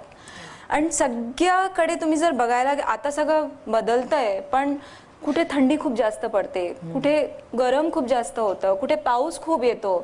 तर त्याच्याप्रमाणे ते व्हिवर्स जे असतात त्याच्याप्रमाणे ते कपडा विणत होते आणि त्याच्याप्रमाणे लोक तो कपडा घालत होते. त्याचं कारण होतं, प्रत्येक गोष्टीच्या मागे ते कारण होतं. तर जर तुम्हाला फॅशन पण करायचं आहे तर तुम्ही तुमच्या देशात जा, तुम्ही बघा, तुम्ही रिसर्च करा की किती आहे फॅशन. म्हणजे तुम्ही फॅशनचं एक नवीन डेफिनेशन क्रिएट करू शकता भारतासाठी. एवढं फॅशन इंडियामध्ये आहे, मला असं वाटतं. त्याला जोडूनच एक तेजश्री गायकवाड म्हणून मला ह्यालाच जोडून तिचं, आता आपण वेगवेगळ्या राज्यांबद्दल बोलतोय, तिथल्या व्ह्यूअर्स बद्दल बोलतोय. तू खूप फिरली आहेस, तू रिसर्च केलायस वेगवेगळ्या राज्यांमधल्या कारागिरांबरोबर, हातमाग व्यवसायात असणाऱ्या कारागिरांबरोबर. तुझा अनुभव थोडासा याला जोडून जर सांगितलास, मी हे तू बोलता बोलता एक दोन गोष्टी बोलल्यात पण काही मिस झाल्यात असं वाटतंय. स्पेशली मी महाराष्ट्रातल्या कारागीर आणि महाराष्ट्रातल्या हातमाग उद्योगाबद्दल बोलते. तुझा काय अनुभव होता महाराष्ट्रातल्या हातमाग व्यावसायिकांबरोबर काम करताना आणि पश्चिम बंगाल मधल्या किंवा नॉर्थ ईस्ट मधल्या, तेही जरा जाता जाता. माझं म्हणजे मी असं काम, माझं असं असतं की मी विवर्स सोबत राहते, जाऊन तिकडे त्यांच्यासोबत जाऊन राहते, त्यांच्यासोबत त्यांचं जे काही लाईफस्टाईल आहे ते कसे राहतात, कसं खातात, काय असतं त्यांचं सगळं ते बघून मला इन्स्पिरेशन मिळते आणि मग मी पुढे वाढते. तर जेव्हा मी पैठणी केली, मग मी खण केलं. खण मी दुसऱ्यांदा जेव्हा करत होती तर मला असं वाटलं की एवढं सुंदर फॅब्रिक आहे, कसं फक्त खण फक्त ब्लाऊजसाठी कसं होऊ शकतं, म्हणजे त्याच्यामध्ये ब्रोकेड आहे, त्याच्यामध्ये कलर्स आहे, त्याच्यामध्ये एवढं काहीतरी आहे, अगदी इंटरनॅशनल लेवलवर जाण्यासारखं फॅब्रिक आहे त्याच्यामध्ये. जर तुम्ही त्यांच्या ह्यानी बघा की तुम्ही त्याच्यामध्ये ड्रेसेस बनवाल तर किती सुंदर दिसेल. त्याच्यासाठी मी खण शोधायला निघाले होते.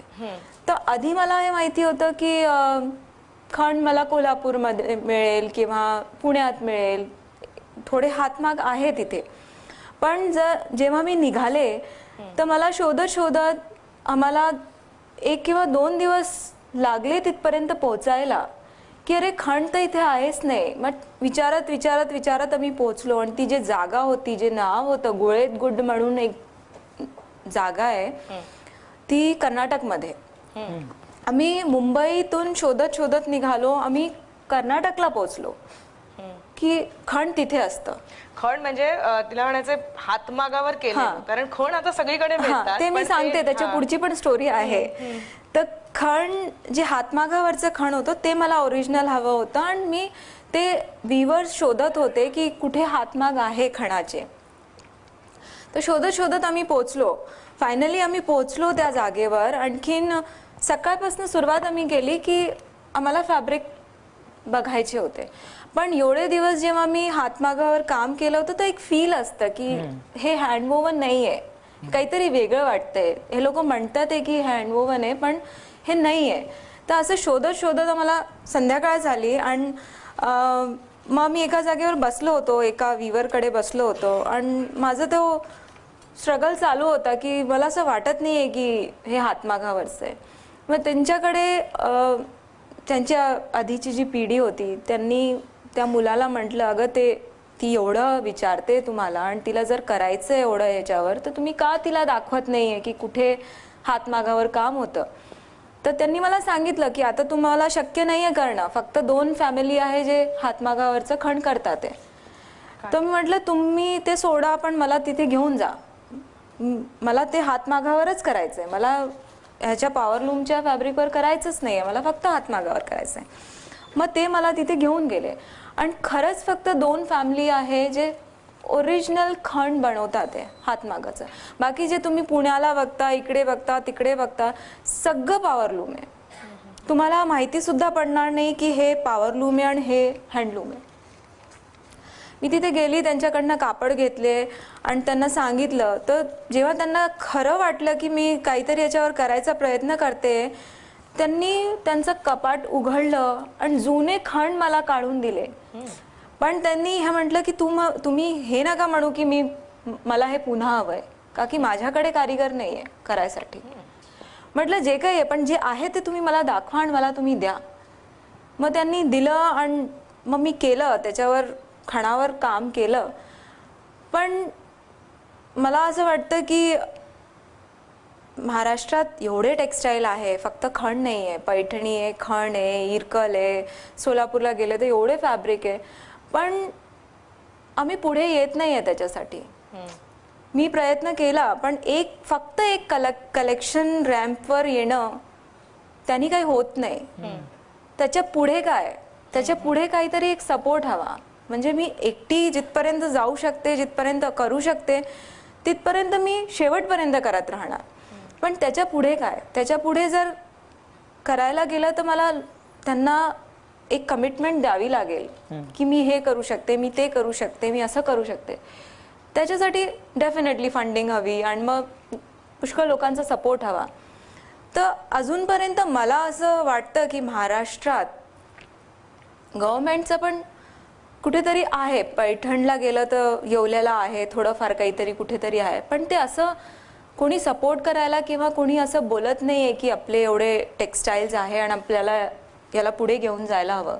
तो पण एक उद्योग आहे, कपडा पण एक उद्योग आहे आणि महाराष्ट्रात पुष्कळ टेक्स्टाईल आहे. मी वेस्ट बेंगॉलवर पण केलं, तर जेव्हा मी वेस्ट बेंगॉलवर केलं आपल्या याच्यावर जामदानी आणि खादी, लगेच मला सपोर्ट, म्हणजे समोरून त्यांना असं वाटलं की कोणीतरी करतंय तर यांना सपोर्ट द्यायला हवा. मग त्यांनी प्रमोशन्स ठेवले, पुष्कळ प्रयत्न केला की याला कसं पुढे जायला पाहिजे.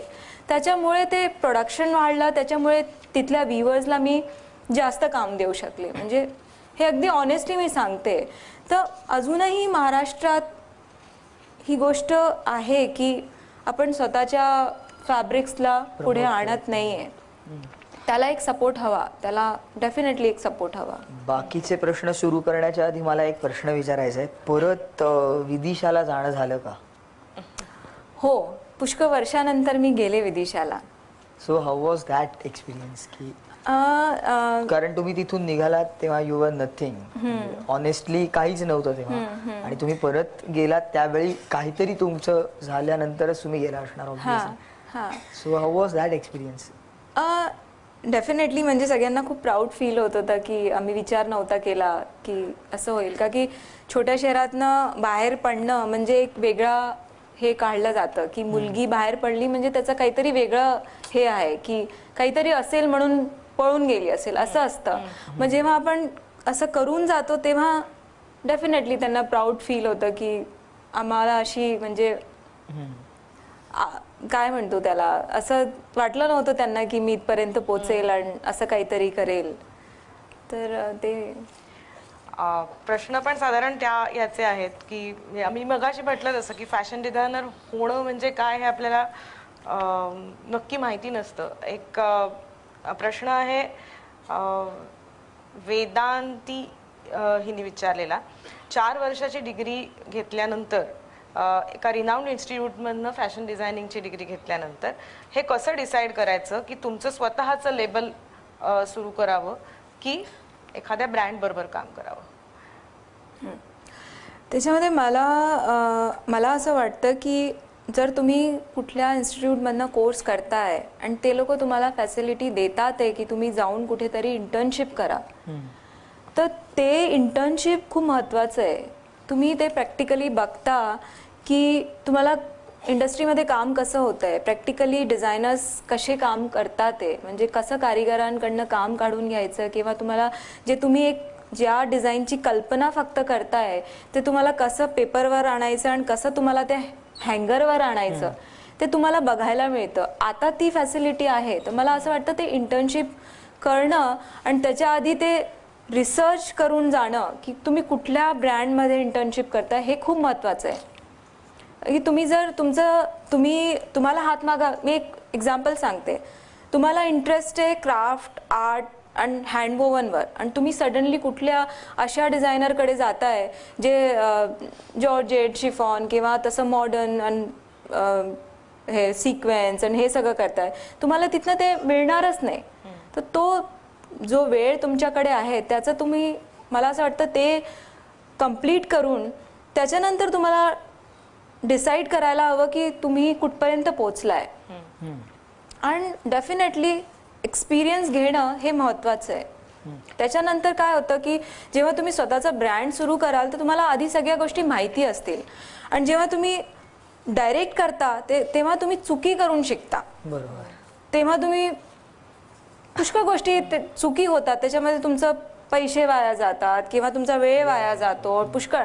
आणि जर तुमच्याकडे फॅसिलिटी आहे शिकायची आधी आणि जॉब करायची आधी, तर तुम्हाला, मला वाटतं असं की तुम्हाला केलं पाहिजे, अगदी पूर्ण एक्सपिरियन्स घेतला पाहिजे आणि मग स्वतःचा ब्रँड सुरुवात करायला पाहिजे. तेजश्री गायकवाड वडाळा, ती शिकती आता फॅशन डिझायनिंग. तिने विचारलंय, 2 प्रश्न आहेत तिचे. Define fashion according to you and what according to you is a favourite part of being fashion designer? अच्छा, तर फॅशन मला असं वाटतं की जेव्हा स्वतः जेव्हा स्वतः मी डिझाईन करतो किंवा डिझाईनबद्दल विचार करतो तर त्याच्यामध्ये काहीतरी एक सोल्युशन किंवा वेगळं क्रिएट करणं ते आपण बघतो. आणि त्याच्यामध्ये असं नाही आहे की फक्त नवीन क्रिएट करणं फॅशन आहे, त्याच्यानंतर लोक घालतील का त्याला, तर ते सॉल्युशन काढणं खूप महत्त्वाचं आहे. तर मला असं वाटतं की कम्फर्ट फॅशन आहे. जे काही तुम्ही कपड्याबद्दल जर तुम्ही बोलताय, जे काही तुम्ही डिझाईन करताय, जे काही तुम्ही मॉडर्न सिल्हूएट्स क्रिएट करताय, ते तुमच्या रुटीनमध्ये, तुमच्या लाईफस्टाईलमध्ये, तुमच्या पूर्ण ह्याच्यामध्ये फिट होतं आहे का, ते तुमचं डिझाईन, ते तुमचं फॅशन असलं पाहिजे, जे तुम्ही कॅरी करू शकता, जे तुम्ही घालू शकता, ज्याच्यामध्ये तुम्ही कम्फर्टेबल राहू शकता. राईट. आणि दुसरा, what is the best part of being fashion designer? Best part मला हे वाटतं की मी जे हे काम करते, मला हे जे पण मी हातमागावर काम करते, हँडवोवनवर काम करते, ह्याच्यामुळे मला जे ती लाईफस्टाईल, जे विलेजेसमध्ये गावात जाऊन जे त्यांच्यासोबत राहायला मिळतं, जे रूटेड लोक आहे अजूनही तिथे जाऊन जे एक सॅटिस्फॅक्शन मिळतं, आणि तो माझा एक ब्रेक असतो.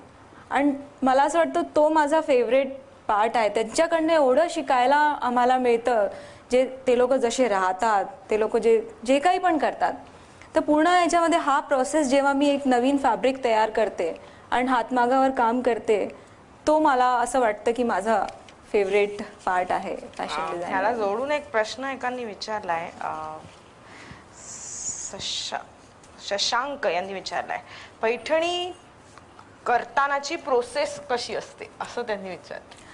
पैठणी म्हणजे हा वीव सगळ्यांचा प्रोसेस तोच असतो हँडलूमचा, पण पैठणी जी वीव जी टेक्निक आहे ती अशी आहे की तुम्हाला जर नाही माहिती आहे की हातमागावर बनलेलं कापड आहे, तुम्ही त्याला म्हणाल की हे प्रिंट आहे, का की तुम्ही जर पुढे मागा म्हणजे समोर अगदी ओरिजिनल पैठणी जर तुम्ही बघितली तर वरतून आणि खालून अगदी फिनिश असते. असं वाटतच नाही की हे धागा एवढा गेलाय आणि हे एवढं सुंदर डिझाईन तयार झालंय. तर प्रोसेस म्हणजे विविंग प्रोसेस सेम आहे, फक्त त्यांची जी विविंगचे जे धागे ते यूज करतात, जे जरी ती यूज करतात आणि जसं ते बनवतात ती म्हणजे वेगळी आहे. ती पद्धत, ती टेक्निक, त्यांचा माग वेगळा असतो काय? नाही, धागा एकच आहे. तुम्ही धागा जर बघायला गेला तर महाराष्ट्रातही तोच धागा आहे, वेस्ट बेंगॉलमध्येही तोच धागा आहे, नॉर्थ ईस्टमध्ये पण धागा तोच आहे, पण फक्त त्याचे कलर बदलतात. फक्त आता तुम्ही जर पैठणी बघाल तर पैठणीमध्ये केवढे कलर आहे, किती कलरफुल आहे पैठणी, आणि तुम्ही नॉर्थ ईस्टमध्ये जाऊन बघाल तर ते वेगळं आहे. तर फक्त धागा आपला रूप बदलतं हे बोलू शकतो आपण, बाकी धागा एकच आहे, थ्रेड एकच आहे. काय ते पैठणीत सोन्याच्या तारा वगैरे असं काही खरंच असतं का? आधी होतं सोन्याच्या तारावरच होत होती. आणि फक्त पैठणी नाही, म्हणजे आधी तुम्ही जर बनारसला पण गेला तर ओरिजिनल चांदी आणि सोन्याचं हे असायचं साडीमध्ये. लोक आधी साडी जाळून त्याच्यामधनं सोनं आणि चांदी काढायचे. अजूनही जर 100 वर्षापूर्वीची जर साडी तुमच्याकडे असेल आणि तुम्ही त्याला जाळून बघाल तर त्याच्यामधनं तुम्हाला खरं सोनं आणि खरं चांदी निघेल असं आहे. पण आता सगळं एवढं बदलून गेलंय की ते होता सगळं डुप्लिकेट झालेलं आहे. तर त्याचं म्हणजे आता हे वेगळा विषय, पण मला असं वाटतं याच्यावर बोलायला पाहिजे की आम्हाला हँडलूम नाही घालायचं आहे, का की ते मॉडर्न नाही आहे, का की ते इझी नाही आहे घालायला, आम्हाला सारखं त्याच्यावर प्रेस नाही करायची आहे.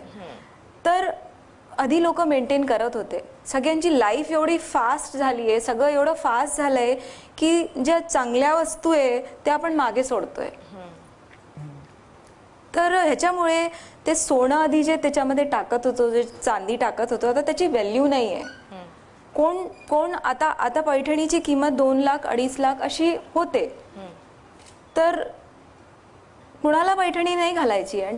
पण हा एक वेगळा विषय आहे आणि हा मोठा विषय आहे की त्याच्या मागची गोष्ट काय आहे ते वेगळं आहे. पण असं होतं की आधी सोन्याचे तार पैठणीमध्ये असायचे. रोशनी शिंदे यांनी विचारलाय प्रश्न लीडिंग फॅशन डिझायनर्स मध्ये मराठी फॅशन डिझायनर्स खूप ठराविक आहेत, त्यामागचं कारण काय असू शकतं? आणि दुसरा प्रश्न, फॅशनला किती महत्त्व द्यायला पाहिजे? महाराष्ट्रीयन, मला असं वाटतं की महाराष्ट्रीयन फॅमिली अजूनही खूप म्हणजे हे चांगलं पण आहे की ते आपले ट्रेडिशन, आपले कल्चर आणि म्हणजे कसं केलं पाहिजे त्याच्यामध्ये आहे. पण मला वाटतं की मुलींमध्ये आत्मविश्वास येणं हे जास्त गरजेचं आहे. आणि मला असं वाटतं फॅमिली डेफिनेटली सपोर्ट करेल जेव्हा तुम्हाला खरंच वाटत असेल की तुम्ही काहीतरी करू शकता. तर मला आता याची सुरुवात झालेली आहे. म्हणजे असं नाही आहे की महाराष्ट्रीयन डिझायनर्स नाही आहे, पण हे खरं आहे की कमी आहे. तर मला वाटतं याची सुरुवात झाली आहे. आता जर पुढच्या वेळेमध्ये आपण बघितलं तर येतील महाराष्ट्रीयन डिझायनर्स, पण मला असं वाटतं येतील. एक प्रश्न असा झालाय, हाच विषय चाललाय म्हणून मी जरा हे करते. मला नाव पहिलं वाचता येत नाही, ऋषभ असं असावं बहुतेक, अक्षर लागलं नाही. माझी इच्छा फॅशन डिझायनर होण्याची आहे, परंतु माझे पप्पा आणि मम्मी मला BMS म्हणजे बिझनेस मॅनेजमेंट करायला सांगतात.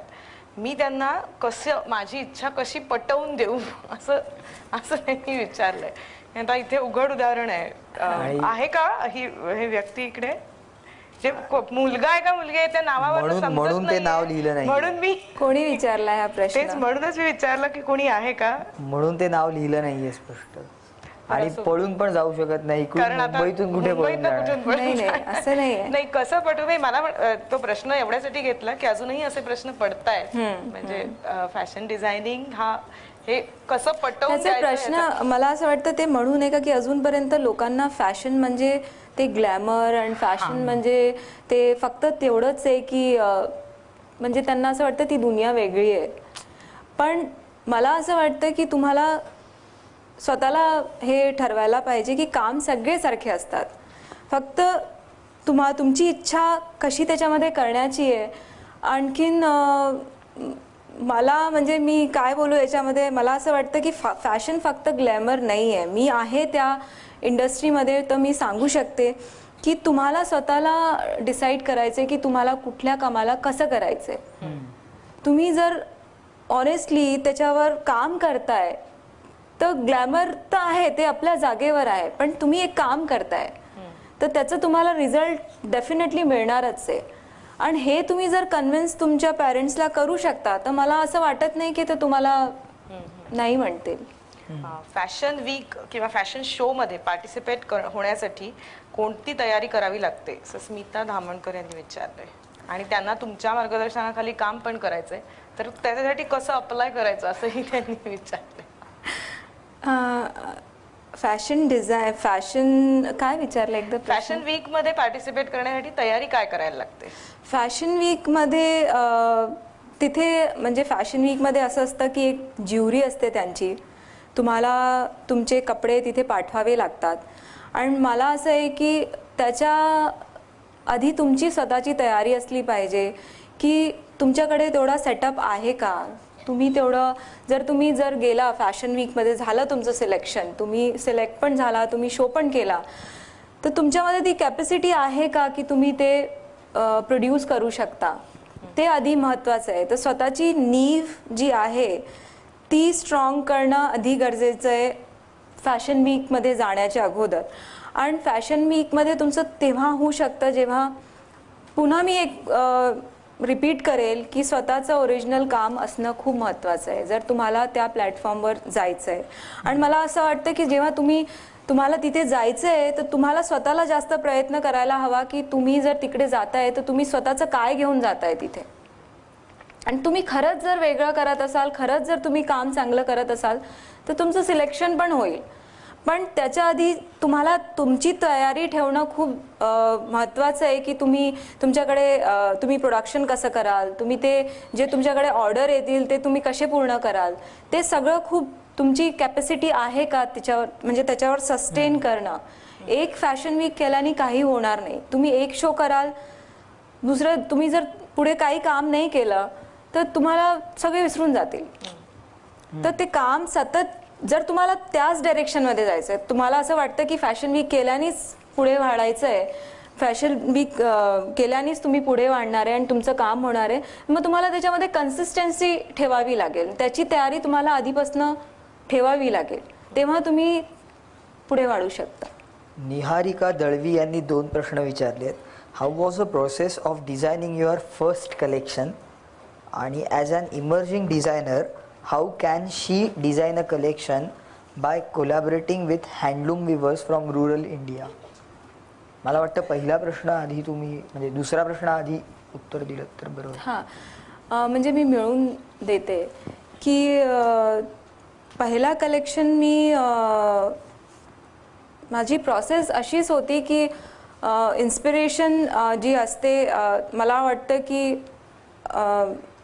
जेव्हा तुम्ही क्रिएटिव्ह असता तर तुम्ही नेहमी तुमच्या सगळे सराउंडिंग्समध्ये काय आहे, नेचर आहे काय आहे, त्याच्यामधून तुम्ही इन्स्पायर होता. आणि माझ्यासाठी इन्स्पिरेशन माझं हँडलूम फॅब्रिकच होतं आणि मी चंदेरीपासून सुरुवात केली होती. आणि त्या चंदेरीनीच मला डायरेक्शन दिलं की मला कलेक्शन कसं करायचं. हे अगदी खरं गोष्ट सांगते का की ते फॅब्रिक तुम्हाला त्याच्यासोबत राहावं लागेल. तर मी फॅब्रिक सोबत होते, ते फॅब्रिकनी मला डायरेक्शन दिलं की तुम्ही, माझं मेन हे आहे की मी ड्रेपिंग करते. माझं म्हणजे जे विशेष काम जे आहे, जे काही मी म्हणते की मी वेगळं करते, ते माझं आहे की मला जसं फॅब्रिकचं डायरेक्शन मिळतं तशी मी ड्रेपिंग करते. फॅब्रिक तुम्हाला स्वतः डायरेक्शन देतो की तुम्ही कुठे काय करू शकता. तर त्या फॅब्रिकसोबत राहून मी ते कलेक्शन रेडी केलं आणि ते पूर्ण कलेक्शन चंदेरीमध्ये होतं. आणि प्रोसेस फक्त हाच होता की मी जसं मला फॅब्रिकची म्हणजे डायरेक्शन मिळत होती तसं तसं मी करत गेले. आणि तुम्ही तुमचा कलेक्शन कसा तयार करावा, आणि जर तुम्हाला हातमागावर काम करायचं आहे आणि तुम्ही महाराष्ट्रात राहता, तुम्ही त्याच्यावर रिसर्च करा की महाराष्ट्रात किती हातमाग आहे, किती फॅब्रिक्स आहे ज्याच्यावर तुम्ही काम करू शकता. आणि एक गोष्ट ही म्हणजे सांगण्यासारखी आहे की जर तुम्ही हातमाग बोललात तर विवर्स फक्त आधी साडी बनवत होते का की त्यांना साडीच माहिती होतं. तर त्यांचे लूम जे असतात ते 6 मीटरचे असतात, तर त्यांना साडीच माहिती आहे. पण त्याच्यामधनं तुम्ही काय नवीन करू शकता, ती साडीच आहे. तुम्ही त्याला कसं फॅब्रिक करू शकता, कसं तुम्ही त्याला ड्रेस बनवू शकता, कसं तुम्ही त्याला तुमचं डिझाईनमध्ये कन्वर्ट करू शकता, हे तुमच्यावर आहे. तुम्ही त्याच्यावर रिसर्च करा की किती टेक्स्टाईल आहे महाराष्ट्रात आणि कुठलं टेक्स्टाईल आहे.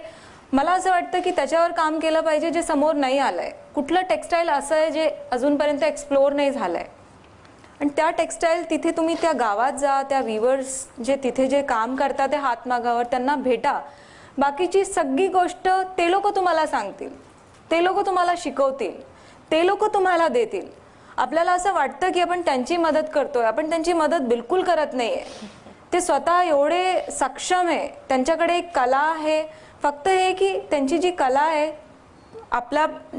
ही खरी गोष्ट आहे की आपल्याला पण त्याचा फायदाच होणार आहे. ते लोक तुम्हाला शिकवतील की असं जरुरी नाही आहे की तुम्हाला अगदी सगळी माहिती असली पाहिजे की हातमागावर कसं काम होतं. ते तुम्हाला अगदी सगळं सांगतील आणि त्याच्यामधनं तुम्ही तुमची काय इन्स्पिरेशन तुम्हाला मिळते आणि तुम्ही कसं डिझाईन तुम्हाला करायचंय ते तुम्ही करू शकता. आणि त्याच्यावर कलेक्शन करणं मला असं नाही वाटत की खूप अवघड आहे. एक ह्यालाच मी दिले प्रश्न ना तिन्ही प्रश्नाचे उत्तर. आसावरी नवरंगे यांनी विचारलाय, ट्रेंड कसा गेस करायचा. कारण बऱ्याचदा लोक म्हणतात की ट्रेंड चेंज होतो, तर तो कसा ओळखायचा. आणि दुसरा प्रश्न पण तिने विचारलाय, फॅब्रिक सिलेक्ट करताना कुठल्या गोष्टी लक्षात ठेवायच्या. ट्रेंडबद्दल मला हे बोलायचं आहे की मी पुन्हा बोलेल की ट्रेंड तुमच्या सराउंडिंग्समध्ये जे होतं, मी एक सिम्पल तुम्हाला एक एक्झाम्पल देते. हे जे व्हीवर्स असतात, हे जे हातमागावर काम करतात, किंवा कुठलाही कलाकार असतो, तो कुठनं इन्स्पायर होतो, तो कुठला ट्रेंड बघतो, तो कुठे जातो, कुठल्या साईटवर जातो, नाही जात. पण तो किती सुंदर कपडा तयार करतो, तो किती अगदी मॉडर्न कलर कॉम्बिनेशन आणतो, तो अगदी मॉडर्न वीव जे पण लाईन करतो, फुलं करतो, पानं करतो, काही पण करतो, तो कुठे ट्रेंड बघतो. तर माझं म्हणणं आहे की ट्रेंड बघण्यासाठी तुम्ही तुमच्या सराउंडिंग्सला बघा, तुम्ही नेचरला बघा, तुम्ही स्वतःला बघा, तुमची स्वतःची लाईफस्टाईल काय तुम्ही त्याला बघा. आणि फक्त जे होतंय सगळीकडे त्याला फॉलो नका करू. मी तुम्हाला म्हणते की जे वेस्टमध्ये ट्रेंड फोरकास्ट असते की कलर फोरकास्ट आहे, ट्रेंड फोरकास्ट आहे की आता हे सिल्युएट्स चालतील किंवा आता हे कलर्स चालतील, हे कुठनं येतात?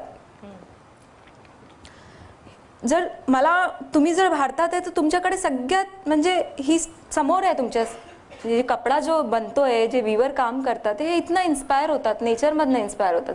आणि आपण ज्या जागेवर राहतो, जसं आपलं अपब्रिंगिंग असतं, जसं आपण मोठं होतो, त्याच्यामध्ये जर तुम्ही मागे जाऊन बघितलं तर तुम्हाला सगळं मिळेल. तुम्ही स्वतःचं रुटीन बघा, तुम्ही स्वतः कसे मोठे झाला आहे तसं बघा, ते तुम्हाला ट्रेंड देतील. ट्रेंड तुम्हाला बनवायचंय, तुम्हाला फॉलो नाही करायचंय. जर तुम्ही डिझायनर आहात तर तुम्ही ट्रेंड तुम्हाला बनवायचंय की हे नवीन ट्रेंड आहे. तर मला असं वाटतं याच्यावर. पल्लवी निंबाळकर यांनी विचारले, त्यांचे पण 2 प्रश्न आहेत परत. फॅशनमुळे आत्मविश्वास वाढण्यास मदत होते का, आणि ऋतूनुसार किंवा हंगामानुसार फॅशन कशी करावी, कॅरी कशी करावी? फॅशनमुळे कॉन्फिडन्स वाढतो मी असं नाही म्हणणार, का की जे काही पण तुम्ही घालाल ते घातल्यानंतर जर तुम्ही कम्फर्टेबल आहात तेव्हा तुमचा कॉन्फिडन्स वाढेल. आज जर मी ही साडी घालून इथे आले आणि फक्त हे की मी साडीबद्दल बोलते किंवा आता फॅशनमध्ये साडी आहे आणि हे म्हणून मी साडी घातली आहे आणि मी कम्फर्टेबल नाही आहे आणि थोड्या वेळेमध्ये अनकम्फर्टेबल होते, तर कधीच मी कॉन्फिडेंटली बोलू शकणार नाही. तर जर तुम्हाला फॅशन करायचं आहे तर फॅशनमध्ये पण तुम्ही हे बघा, जे फॅशन चालू आहे ते तुमच्यावर सूट करतंय का, तुम्ही कॅरी करू शकता का, तुम्ही त्याच्यामध्ये कम्फर्टेबल आहात का, तेव्हा तुम्हाला ते कॉन्फिडन्स देईल. दुसरा काय प्रश्न होता? दुसरा, ऋतूनुसार किंवा हंगामानुसार फॅशन कशी कॅरी करावी? म्हणजे जे ट्रेंडमध्ये चाललंय ते कसं कॅरी करावं, ते आय थिंक सेम आन्सर आहे याला पण, की तुम्ही जसं कॅरी कराल, जसं ज्याच्यामध्ये तुम्ही कॉन्फिडेंट आहात, कम्फर्टेबल आहात, तेच तुम्ही कॅरी करू शकता. सध्या एक प्रश्न आलाय, सध्या अँड्रोगिनी फॅशनची चर्चा आहे. कशाची? अँड्रोगिनी फॅशन. अच्छा. तर ती नेमकी काय संकल्पना आहे? आपल्याकडे माझ्या मते ही नाहीये फॅशन, ही बरीच वेस्टर्न वर्ल्ड मध्ये आहे. माझ्या मते रणवीर सिंगनी जे स्कर्ट घातलेला होता पुरुषांच्या कपड्यांमध्ये, आणि त्याला आणखीन एकाने विचारलाय प्रश्न, निलेश बनगर यांनी, की पुरुषांसाठी पण नवीन पिढीतल्या मुलांसाठी थोडंसं काही पेहरावाबद्दल सांगा, असं त्यांचं म्हणणं आहे. मला वाटतं दोन्ही प्रश्नांची बरोबर जोडून उत्तरं दिली तरी चालेल. मला असं वाटतं की हे वेस्टर्न वर्ल्ड मध्ये पण खूप या प्रकारची चर्चा होती, त्याविषयी त्यांनी विचारलं. हा, मी तेच म्हणते ना की जसं मी आधी सांगितलं की धोतरवर जर कुणी दुसरं स्टॅम्प लावेल तर आम्ही खूप प्राऊडली त्याला घालू, तसं आहे. पण जर तुम्ही तुमच्या स्वतःच्या कॉन्फिडन्सवर तुम्ही ह्याला काहीतरी नवीन क्रिएट करून, धोतर आहे किंवा काही दुसरे सिल्युएट्स आहे, तुम्ही जर स्वतःचं काहीतरी नवीन क्रिएट करून कॉन्फिडेंटली घालू शकता तर ती फॅशन असू शकते. ते जे काही आता रणवीरची तो फोटो खूप फेमस झाला होता, ते स्कर्ट घातले होते आणि हा, सो त्या पद्धतीचं म्हणजे मुलींना जास्त म्हणजे काय म्हणूया, ते पुरुषी कपडे आणि पुरुषांना थोडेसे फेमिनाईन ह्याचे कपडे असे रॅम्पवर दिसत आहेत गेल्या काही दिवसात. तर ते काय आहे त्याची? ते मला असं वाटतं म्हणजे असं असतं की ही एक सायकल आहे. आपण नेहमी आपल्या रूटमध्ये जातोच, सुरुवात होते, पुन्हा आपण पुढे वाढतो, पुन्हा जातो आणि पुन्हा त्याच ह्याच्यावर येतो. जर तुम्ही मागे जाऊन बघितलं तर जे राजा लोक होते, जेव्हा शिवाजी होते किंवा अजून तुम्ही जर त्या ट्रेडिशनल याच्यावर बघाल तर ते लोक हे घालत होते. तो हाच त्या हिस्ट्रीमधनं पुन्हा तो सुरुवात झाली आहे, पुन्हा ते यायची. आणि पुन्हा मला असं वाटतं पुढे अशी वेळ येईल की ते लॉंग जे अंगरखा पॅटर्न होते आणि विथ चुडीदार ते लोक घालतीलही, का की तो एक सायकल असतो, ते आपण जातोच रूट मध्ये. तसं आहे ते. जयश्री साबळे यांचा प्रश्न आहे, बुटीक मध्ये असलेले कपडे फार महाग असल्यामुळे बऱ्याचदा तसेच पडून राहतात. तुमचे नसतील कदाचित, तुमचे सगळेच सेल झाले असतील, तर असे कपडे विकले गेले नाहीत तर त्यांचं काय करायचं?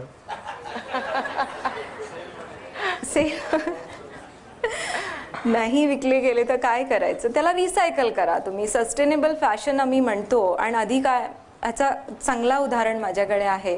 मी पुन्हा मागे जाईल. आधीची पद्धत होती की आम्ही वस्तू फेकत नव्हतो. काही पण वस्तू आली तर त्याला आम्ही सांभाळून ठेवायचो की आता ह्याचं हे काम झालंय, त्याचं दुसरं काय होऊ शकतं. साधारण साडी आपण घालत होतो, म्हणजे जे आई साडी घालत होती तर साडी थोडी फाटली तर त्याचं पुढे काय करायचं, किंवा आता ते वेगळं झालंय पण ते रिसायकल करायचं जे आधीचं होतं तेच आता आपल्याला करायला पाहिजे. मला असं वाटतं ते खूप खूप महत्वाचं आहे. प्रत्येक गोष्टी आपण सांभाळून करत होतो. पाणी सुद्धा आपण जेव्हा वापरत होतो तर आता ह्याचा वापर झालाय तर ठीक आहे, थोडं नाही झालंय, आपण ह्याच्यासाठी पण वापर करू शकतो. तर फेकायचं नाही, हे बाहेरून आलंय की यूज अँड थ्रो. तर ही जी वस्तू आहे, तुम्ही जे तुमचे जे कपडे आहे, जे गार्मेंट आहे, जे तुम्हाला जे वाचून गेले, तुम्हाला असं वाटतंय की ते नाही आता विकल्या जाणार, त्याचं तुम्ही काहीतरी नवीन क्रिएट करा, त्याला रिसायकल करा. जर तुम्ही डिझायनर आहात आणि तुमच्यामध्ये क्रिएटिव्हिटी आहे तर डेफिनेटली ते पॉसिबल आहे आणि लोक त्याला अप्रिशिएट करतील. ग्रीन फॅशन हा पण प्रकार त्यातनंच आलाय सध्या, त्याचाही ट्रेंड आहे दिसतोय सध्या. म्हणजे आय थिंक ते खूप महत्वाचं पण आहे, का की आपण एवढं वेस्ट करतोय आणि एवढं नेचरच्या विरुद्ध जाऊन आपण जे कामं करतोय ते फायनली आपल्यालाच त्याचा त्रास होतोय.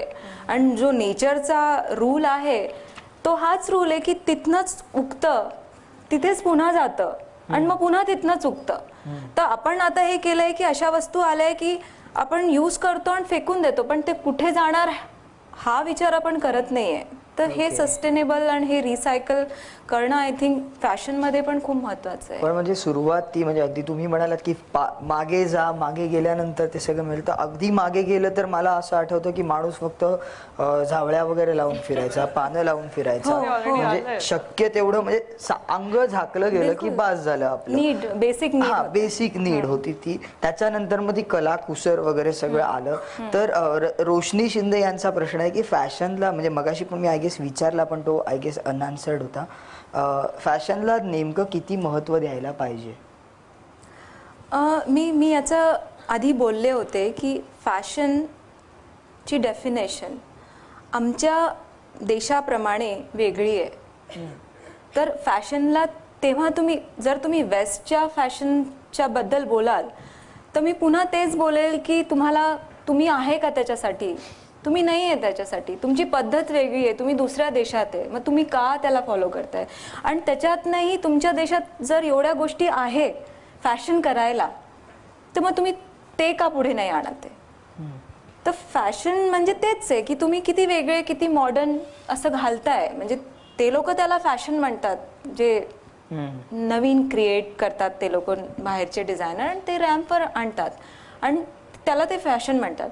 आणि तेच फॉलो करून आम्ही हे फॅशन डिझायनिंग आणि रॅम्प शोज हे सुरू झाले.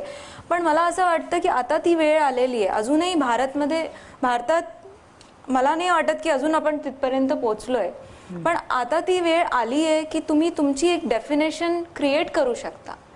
का की प्रत्येक देशातलं फॅशन वेगळं आहे. तुम्ही दुसऱ्या देशाच्या फॅशनला फॉलो करून त्याला, मला नाही वाटत की ते तुम्ही कधी पण त्याच्यासोबत कम्फर्टेबल व्हाल. कधीतरी तुम्ही अगेन रूटमध्ये जाल, तुम्ही ते सोडून द्याल. म्हणजे असं नको की अरे मला फॅशन करायला मी गेले, घातले कपडे आणि घरी आल्यानंतर मला असं की कधी मी काढते आणि कधी मी कम्फर्टेबल आपलं काहीतरी. तर ते फॅशन मला नाही वाटत की ते फॅशन आहे. पण म्हणजे मला परत की आता सध्या फॅशन डिझायनिंग मध्ये आपल्या भारतात सुद्धा जे डिझायनर्स आहेत ते परत तिकडेच बघतात, वेस्टकडेच बघतात बरेच लोक, म्हणजे एक्सेप्शन्स असतील नक्कीच. तर अशा वेळी तुम्ही रूट मध्ये जाऊन काहीतरी वेगळी फॅशन करताय, सो कुठे असं प्रवाहाविरुद्ध जातोय असं नाही का वाटत? आणि त्याचे काही चॅलेंजेस आहेत का वेगळे? डेफिनेटली आहे, पण हे सस्टेनेबल आहे का? तेच मी म्हणजे हे करते. मी माझ्या नेहमी इन्स्टिंक्ट्स माझ्या फॉलो केल्या आहे आणि त्याच्यावर मी अजूनही टिकलेले आहे.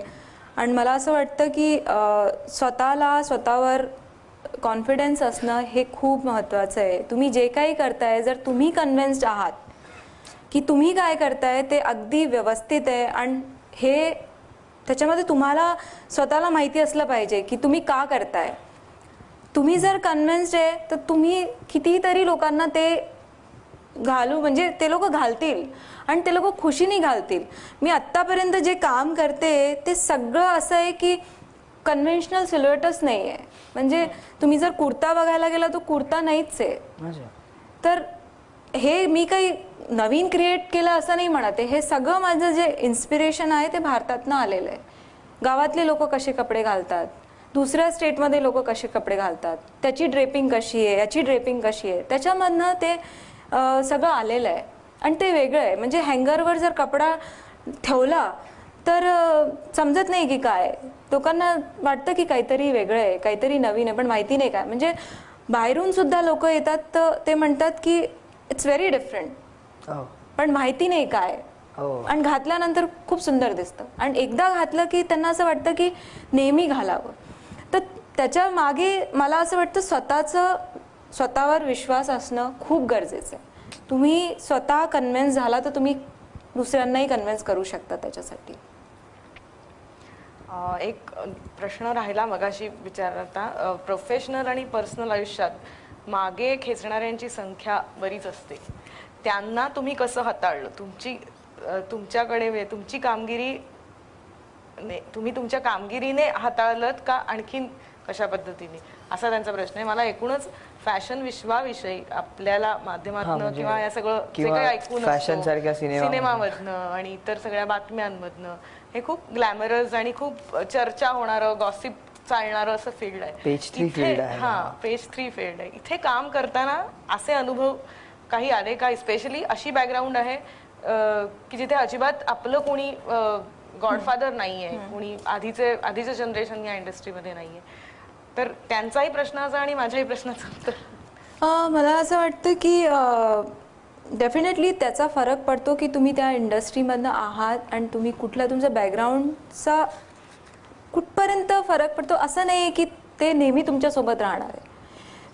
तुम्ही कसं डिसाईड करताय की तुम्हाला कसं पुढे जायचं आहे ते खूप महत्त्वाचं आहे.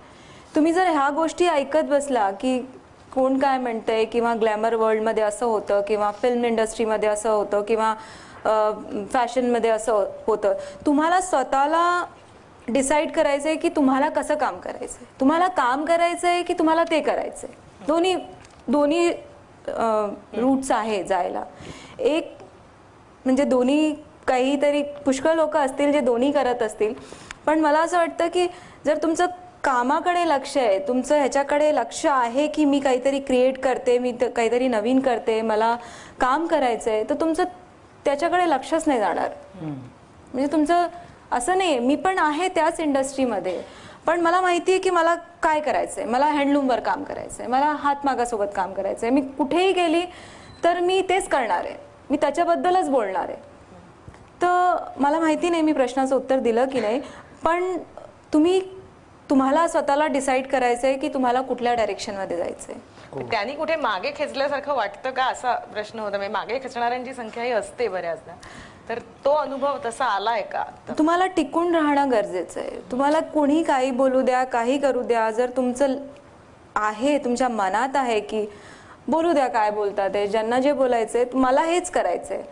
मला नाही माहिती कोणी हेही बोललं असेल की काय कपडे बनवते, समजतच नाही काय कपडे, पण घातल्यावर समजतात ना. मला माहिती आहे की मी जेव्हा लोक घालून येतात आणि लोक जेव्हा मला फोन करतात की आम्ही घातलं तर असं झालं, त्यांच्या डोळ्यातनं पाणी येतं, आम्हाला एवढं अप्रिसिएशन मिळालं, तर ते लोक मला कॉन्फिडन्स देतात.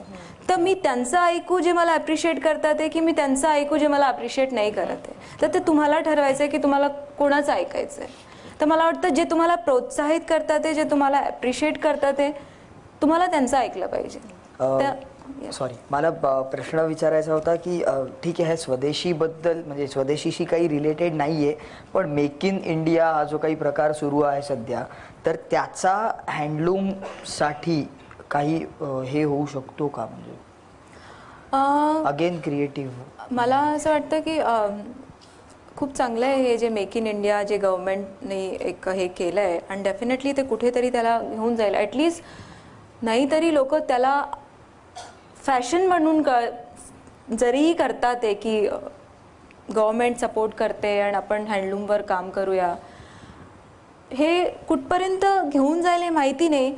पण आत्ता तर आहे, आता सगळे लोक खूप एक्साइटेड आहे की हँडलूमवर काम करायचंय, खादी करायचंय, बनारसी करायचंय, का की गव्हर्नमेंट सपोर्ट करते आणि गव्हर्नमेंट त्याला पुढे आणते. पण ह्याची कन्सिस्टन्सी राहिली पाहिजे. फक्त गव्हर्नमेंट आता सपोर्ट करते आणि हे फॅशनमध्ये आणि मीडिया त्याच्याबद्दल बोलतंय आणि सगळं मार्केटिंग स्ट्रॅटेजी त्याची झालेली आहे, तर हे कुठपर्यंत? तर आता तर होतंय, पुढचं किती होणार आणि कसं त्याच्याबद्दल मला असं वाटतं ती वेळ सांगेल की होईल की नाही. एक प्रश्न आणखीन राहिला जाता जाता परत, ते आपण मगाचपासून फॅशनच्या डेफिनेशनमध्ये असं म्हणतोय की ती कम्फर्टेबल असली पाहिजे, ती म्हणजे तुम्ही कॅरी करता येण्यासारखी असली पाहिजे.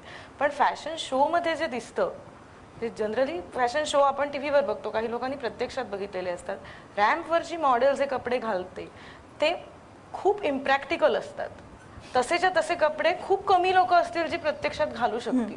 तर हा काय प्रकार आहे? म्हणजे तुम्ही डिझायनर्स रॅम्प वरती एक वेगळं कलेक्शन आणि प्रॅक्टिकल एक वेगळं कलेक्शन असं असतं का, काय असतं नेमकं ते? असं आधी होतं, आता खूप बदललेलं आहे. आता मला वाटतं डिझायनर्स ह्याचा विचार करतात की हे जे कपडे आम्ही बनवतोय हे लोक घालतील का, का की त्याच्या मागे आता बिझनेस आहे. जर आणि असेही डिझायनर आहे जे रॅम्पवर वेगळा कलेक्शन करतात आणि कमर्शियल का असावं तसं? म्हणजे त्याच्यातली फॅशन मला वाटतं तो पण एक आर्ट आहे. म्हणजे प्रत्येक व्यक्तीमध्ये एक आपली क्रिएटिव्हिटी असते आणि तो पण एक आर्ट आहे. ते लोक क्रिएट करतात आणि तो एक प्लॅटफॉर्म त्यांना मिळालेला आहे. तर तो एक प्लॅटफॉर्म आहे की ते लोक काय इमॅजिन करतात, ते त्यांचं डिझाईन काय आहे, त्याच्यामध्ये काय ते डिफरंट करू शकतात. पण त्याच्यामध्ये ते दुसरं पण तुम्हाला ऑप्शन देतात. त्याच्यामध्ये त्यांची एक कमर्शियल लाईन पण असते, म्हणजे ते पण असतं त्याच्यामध्ये. आपण इन्स्पायर म्हणू शकतो की जे ते रॅम्पवर दाखवतात ते त्याच्यातला थोडा भाग ठेवून ते कमर्शियल लाईन पण करतात. पण तो पण एक आर्ट आहे. जसं एक आर्टिस्ट पेंटिंग करतो तसंच एक डिझायनर तो कपडे बनवतो. पण आता थोडं बदललं आहे का की त्याच्यासोबत बिझनेस पण तेवढं महत्त्वाचं झालं आहे. आणि मी कधीच वेगळा कलेक्शन आजपर्यंत तयार नाही केला विकायसाठी. माझा जो रॅम्पवर जातो कलेक्शन तोच, त्याच्यावरच मी बिझनेस करते आणि मी सस्टेन करते त्याच्यावरच. आणि असं काही नाही आहे की अजून कुठनं काही दुसरं येतं आहे. जे मी तिथे बनवते, जे माझं रॅम्पवर जातं तेच, त्याच्यावरच मी बिझनेस करते. आणि जो माझा बॅकग्राऊंड आहे त्याच्यावरनं जर मी सस्टेन करते आणि माझा अजूनपर्यंत ब्रँड आहे इंडस्ट्रीमध्ये, म्हणजे डेफिनेटली हा सस्टेनेबल आहे. प्रशांत ननावरे यांनी प्रश्न विचारलाय, तुम्ही केलेल्या रूबरू मेन्स कलेक्शनची आयडिया नेमकी कुठून मिळाली आणि मेन्स ट्रेंड कलेक्शन विषयी काहीतरी? मगाशी पण मेन्सचा प्रश्न राहिला. आणि दुसरा पण आहे तो विचारून घेतो आताच. सायली पाटील यांनी विचारलाय, फॅशन डिझाईनच्या क्षेत्रात कोणकोणत्या प्रकारचे जॉब्स आहेत अपार्ट फ्रॉम डिझायनिंग? तर पहिला प्रश्न, मेन्स रूबरू कलेक्शन चं इन्स्पिरेशन, त्याच्यामध्ये मेन्स अँड वुमेन दोन्ही मी केलं होतं. आणि आताही आहे माझ्या मनात की मेन्सवेअर जे असतात ते टेक्स्टाईलमध्ये का नाही आहे. हँडलूममध्ये फक्त कुर्ता घालतो आपण, कुर्ता पजामा, तो एक हँडलूम होतो. तो जो मोदी जॅकेट, आता ते आलंय, ते फॅशनमध्ये आलंय. पण जे रूबरू कलेक्शनमध्ये मी चंदेरी यूज केलं होतं. त्याच्यामध्ये मी ब्लेझर्स पण होते, शेरवानीज पण होते, जॅकेट्स पण होते. तर मला त्याच्यामागे फक्त हे होतं की हे पण होऊ शकतं. म्हणजे मेन्सवेअरसाठी पण पुष्कळ ऑप्शन आहे हँडवोवनमध्ये. असं नाही आहे की फक्त आपण कुर्ता पजामा घालतो. आणि त्याच्यामधनं इन्स्पिरेशन म्हणजे अगेन पुन्हा जे विलेजर्स घालतात, जे गावातले लोक घालतात, बंडी घालतात. तर बंडी किती मॉडर्न आहे, त्याच्यामध्ये किती चांगलं आहे की हिडन एक पॉकेट असतं, ते किती इंटरेस्टिंग आहे. तर ते मी कसं ते मॉडर्न जॅकेट्समध्ये ते आणलं, तर अगेन ते रूटमध्ये जाण्यासारखं आहे की मी धोतर कसं वेगळ्यानी केलं, तेव्हा जी बंडी ती कशी जॅकेटमध्ये येऊ शकते किंवा शर्टमध्ये येऊ शकते, तो करायचा मी प्रयत्न केला होता. ओके. आणि दुसरं फॅशन डिझायनिंग फील्ड मध्ये जॉब्स काय काय, जॉब ऑपॉर्च्युनिटी काय काय? आणि दुसरा एक राहिला तर तोही मी आता तू विचारलंस त्याच्याबरोबर, फॅशन डिझायनिंग मध्ये येण्यासाठी शिक्षण आणि वय योग्य कुठचं असं विचारलंय का? कुठल्याही वयात ऍडमिशन घेणं योग्य आहे? रमेश कदम यांचा प्रश्न. आणि अपॉर्च्युनिटीज म्हणजे आधी शिक्षण आणखीन म्हणजे कन्व्हेन्शनली तर असं असतं की तुम्ही ग्रॅज्युएशन करा किंवा जे पण 11वी 12वी आपण करतो इथे जसं पण असेल, त्याच्यानंतर तुम्ही अप्लाय करू शकता कुठल्या कोर्सला, जे कोर्स तुम्हाला करायचं आहे. जर त्याच्यामध्ये पण ऑप्शन्स असतात, टेक्स्टाईल डिझायनिंग असते, फॅशन डिझायनिंग वेगळी असते, मर्चंडायझिंग वेगळी असते. तर हे सगळे ऑप्शन्स असतात. त्याच्यामध्ये तुमचा इंटरेस्ट कशामध्ये आहे, तुमचं जर फॅशन डिझायनिंगमध्ये तर तुम्ही फॅशन डिझायनिंगचा कोर्स करू शकता. अँड ह्याच्या मागे सगळे जॉब आहे. म्हणजे फॅशन डिझायनर तुम्ही बनू शकता, तुम्ही मर्चंडायझर बनू शकता, तुम्ही टेक्स्टाईल डिझायनर बनू शकता. टेक्स्टाईल डिझायनरमध्ये की तुम्ही फॅब्रिकमध्ये नवीन काय करू शकता ते असतं. जॉब पण हेच असतात की तुम्ही ह्या 3-4 गोष्टी असतात, तुम्ही काय क्रिएट करू शकता. तुम्ही फॅब्रिकमध्ये तुमचं इंटरेस्ट आहे. डिझायनर आणि फॅशन डिझायनर हे दोन वेगळी प्रोफेशन्स आहेत का एकच आहे? म्हणजे सिनेमासाठी कॉस्ट्युम्स तयार, कॉस्ट्युम म्हणजे तुमचा एक स्टायलिंगचा जो सेन्स आहे की लोक कसे कपडे घालावे आणि त्याच्यावर कसे कपडे चांगले दिसतील, हा तुमचा सेन्स आहे. आणि तुम्ही फक्त कुठनं कपडे अरेंज करताय आणि तुम्ही त्याला स्टायलिंग करताय, आणि तसं ते कॉस्ट्युम डिझायनिंग झालं. आणि फॅशन डिझायनर म्हणजे तुम्ही काय नवीन क्रिएट करताय. आणि फॅशन डिझायनर कॉस्ट्युम डिझायनर पण होऊ शकता. असं नाही आहे की फक्त फॅशन डिझायनर कॉस्ट्युम नाही करू शकत. मला वाटतं खूप प्रश्न आपण गप्पा मारल्या आणि खरंच खूप वेगळ्या पद्धतीने वेगळ्या प्रकाश पडलाय फॅशन डिझायनिंग या सगळ्या क्षेत्रावरती. एक ठराविक चष्म्यातनं आपण प्रत्येक गोष्ट बघत असतो. फॅशन डिझायनर म्हटल्यानंतर एक ठराविक प्रतिमा असते. त्या सगळ्याच्या पलीकडे जाणारं हे व्यक्तिमत्व आज आपल्याला खरंच भेटलं. आणि आज केसरी भाऊ आत्ता नाहीयेत आपल्याबरोबर, पण केसरी भाऊ असते तर त्यांनी नक्की एक गोष्ट केली असती जी आज खरंच म्हणजे मनापासून खूप वाटतंय की आपण सगळ्यांनी उभं राहून यांच्यासाठी टाळ्या वाजवल्या पाहिजेत. कारण खूपच इन्स्पिरेशनल प्रवास आहे हा सगळा.